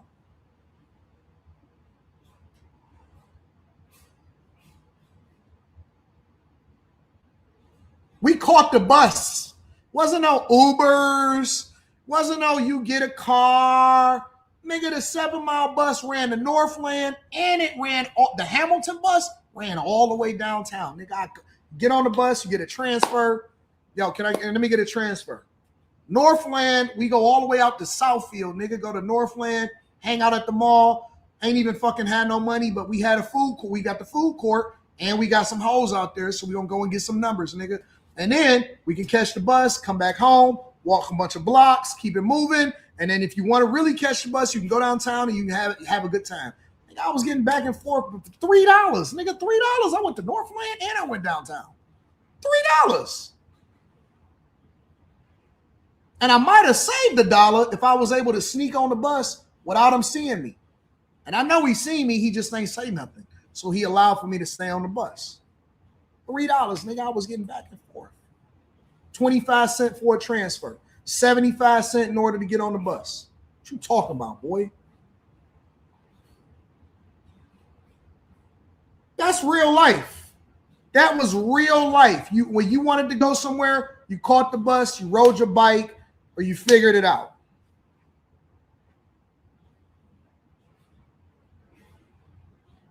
That's why it was different. That is why it was different. People are out of control with their lifestyle. Oh my God, we gotta make sure that we have child care,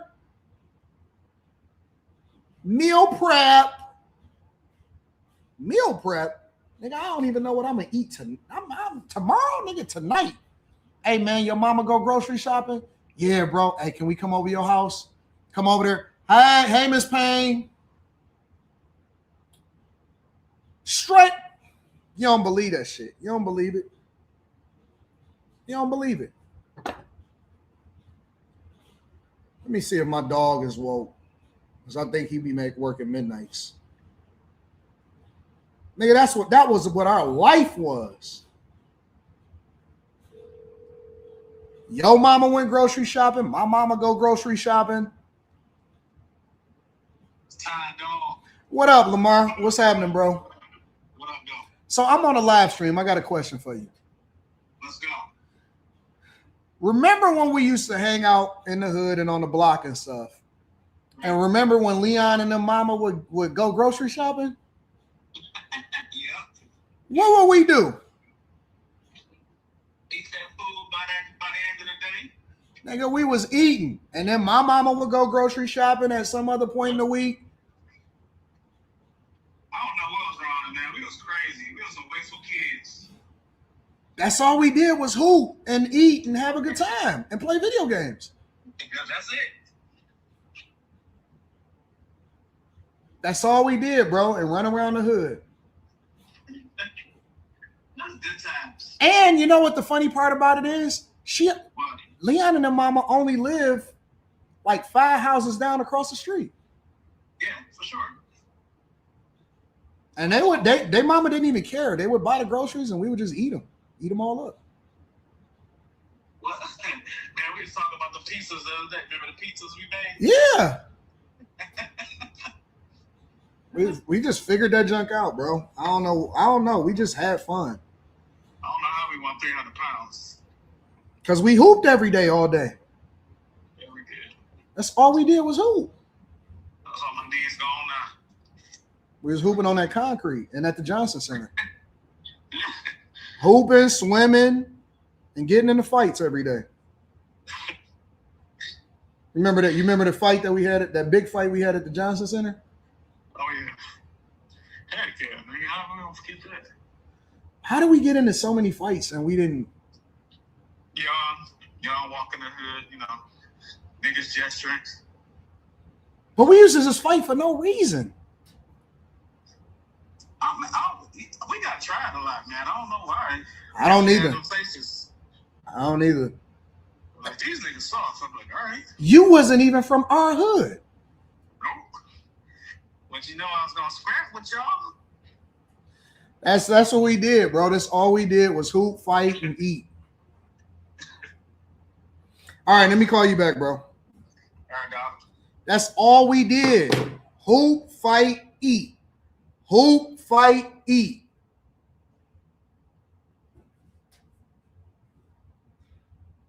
And Lamar, this is my dog. I done known this nigga since I was 9 years old. 9 years old. I done known him since I was 9 years old. And he wasn't even from my hood. He was just over there hooping all the time. And so he wound up just staying all the time. And so when my homie's mom went and got some groceries, they went shopping today, bro. They got that good stuff. And that's all we did, bro. But again, it's a different time. It's a different era. People act like they too good for stuff. Your kid got to have chrome heart. Man, get out of here, bro. No, we didn't care. We wasn't about none of that. If I had it, you had it. If you got it, I got it. We all fighting together. We all gonna put hands up. We all scrapping. If my homie get into it, I'm scrapping. And we just gonna make it work. It's a different type of dude nowadays out here, bro. People, I'm gonna tell you what else we never experienced too. I'm gonna tell you what else we never experienced. When I was coming up, we never, ever, and I'm keeping it 100 with y'all, we never, ever seen homosexuality. I don't know where this shit came from. It's like it just exploded in the black community, and all of a sudden it was just everywhere.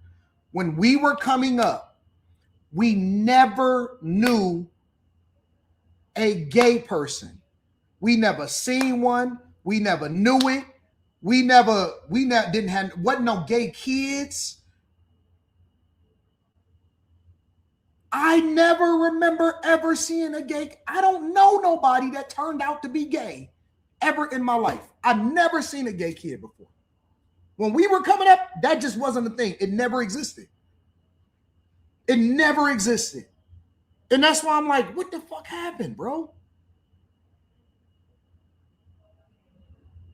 What happened? How was this a thing? When did this become popular?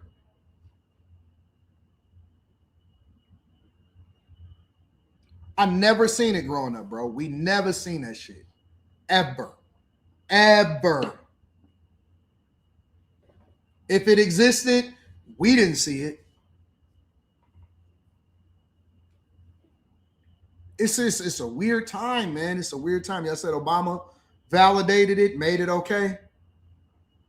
It's a weird time, bro. It's a weird time that we living in, man. Everything has evolved. It's like we coming from a different era, a different space. Like what? People didn't get in trouble and all of that type of stuff. Everything was different. If you had a beef with somebody and y'all couldn't resolve it, you know what you did? Hey, man, we can go outside if you want. Honest to God, that's what we did. So what we doing? Niggas take their shirts off. Niggas have white beaters on, and you just square it up. Like, what's up? And you got it in. Niggas is getting suplexed through on the ground and all of that shit. We fought. We will fight on the grass, right in the backyard, fought on the grass, get it in, and then you keep it moving. We dap it up, and we go back to playing in fucking Nintendo 64 or some shit. And it's cool. And then ain't nobody trip. It wasn't no ongoing beef. It wasn't none of that. You won some, you lost some, and you got it in. You just threw. We used to get it in. Okay, we had this circle. Let me show you where we used to fight at. And then we gonna wrap this up. Show you where my old hood is. 20214. This is the fighting circle. All right.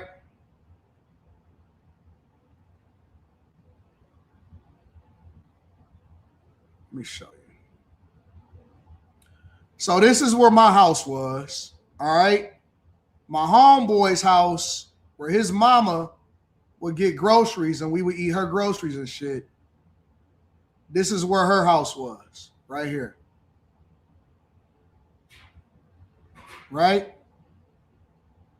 Then, somebody trying to come in? Hold on one second.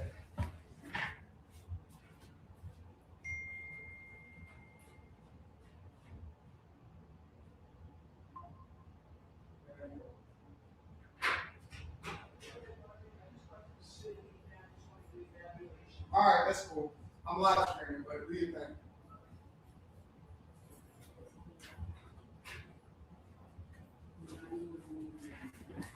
All right, so let me show you where the circle is.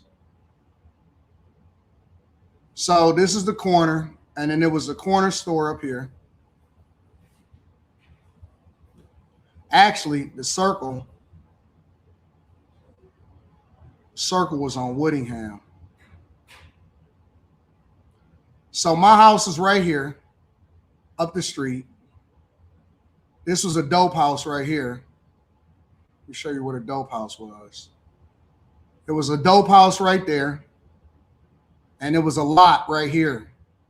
This is where they tore down another dope house right there. So there's a couple dope houses. And then if you went on Woodingham, you went down the street, That's the circle. So this is the fight circle. So anytime that you wanted to get it in, or anytime that we had to have beef, everybody would pull up. It was a little industrial space. And so you hit the circle. And so this is where we had our scraps at. And a lot of times you would do your car meetups and all of that type of stuff at night or whatever. But this is the circle where we had our fights at. That's where we got it in at, right there. So if it wasn't at the Johnson Center that was up the street, then this is where you got to find out. You got to see what you are. And so you got hands right there. That's the circle.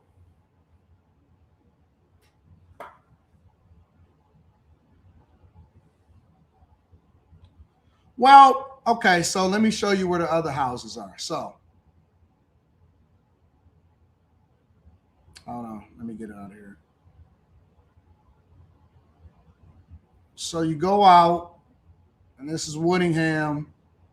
So I was on Green Lawn.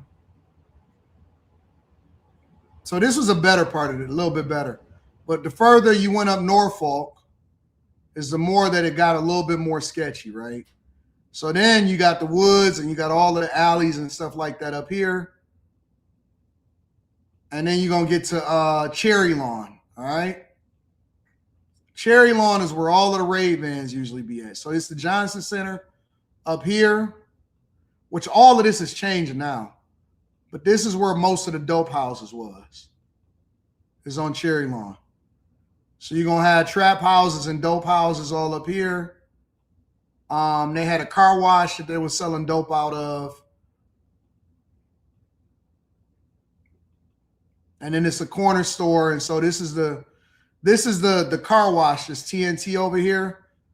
And the niggas would sit up here in the alley. You see where that hoop is at right here? And this is where a lot of niggas would sit on the back door on the alley. And you know what I'm saying? They would sell whatever it is that they would need to sell. And this is a corner store. The Cherry Lawn corner store right there. And a lot of the houses is torn down now. So the city went through a phase where it actually tore down a lot of the houses and stuff like that. So, you know, everything has evolved a little bit differently now. And that's where I grew up. That is where I grew up. So everything, a lot of that stuff is torn down. Everything is just different. And that's where we get it in. That's where we got it in at. 8 Mile, baby. Coney Island.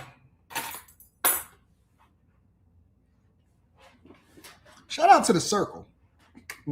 I find we seen Pooh Bear get dropped in the circle. That shit was crazy. Like, damn. Pooh Bear lost?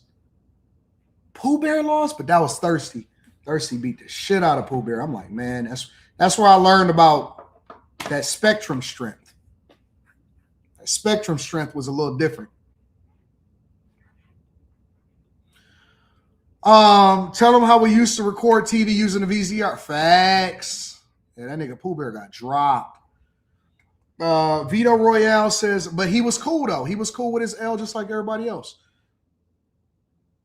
Vito Royale says, the last video I remember ordering on the box was Never Lie by Immature.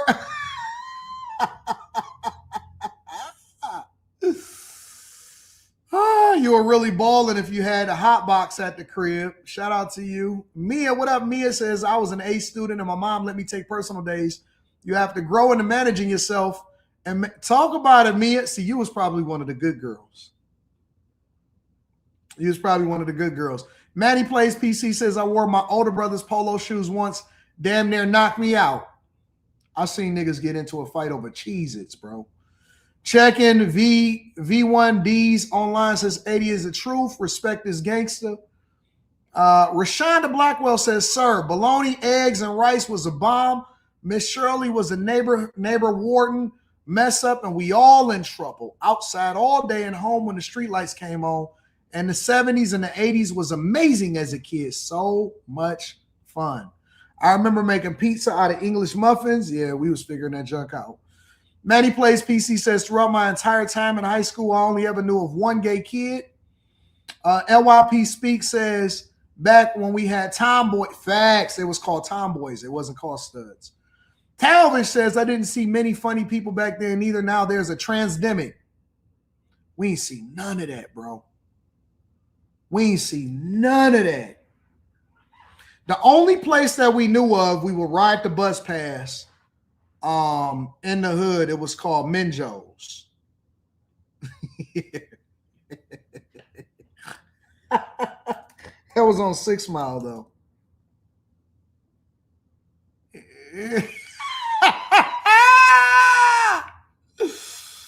Oh, yep, that's what it is. And everybody knew when you was riding the Hamilton bus and you was going down the street and the Hamilton bus actually passed, right?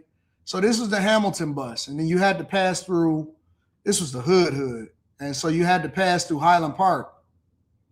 And so you took the Hamilton bus down Highland Park. And this is Highland Park. Highland Park is it's a city within a city. It's inside of Detroit. It's its own city though. So you take the Hamilton bus, and the Hamilton bus came through here, and then we would always say, we will make a joke on the bus, and we would say, that's why your mama be at Minjo's. Yep. And it would go to Minjo's. The name of the place was called Minjo's, and it was for the Sassies. That's the name of it right there. I can't believe that it's still there. Yep. And it was the gay club. That's why your daddy be at Minjo's.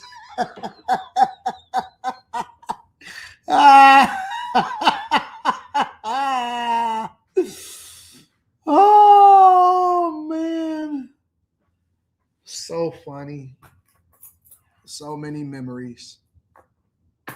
So many memories. Right, the name is. That's why it's called that. Why do I know about this place? Because we roll by it every day in the bus. What are you talking about?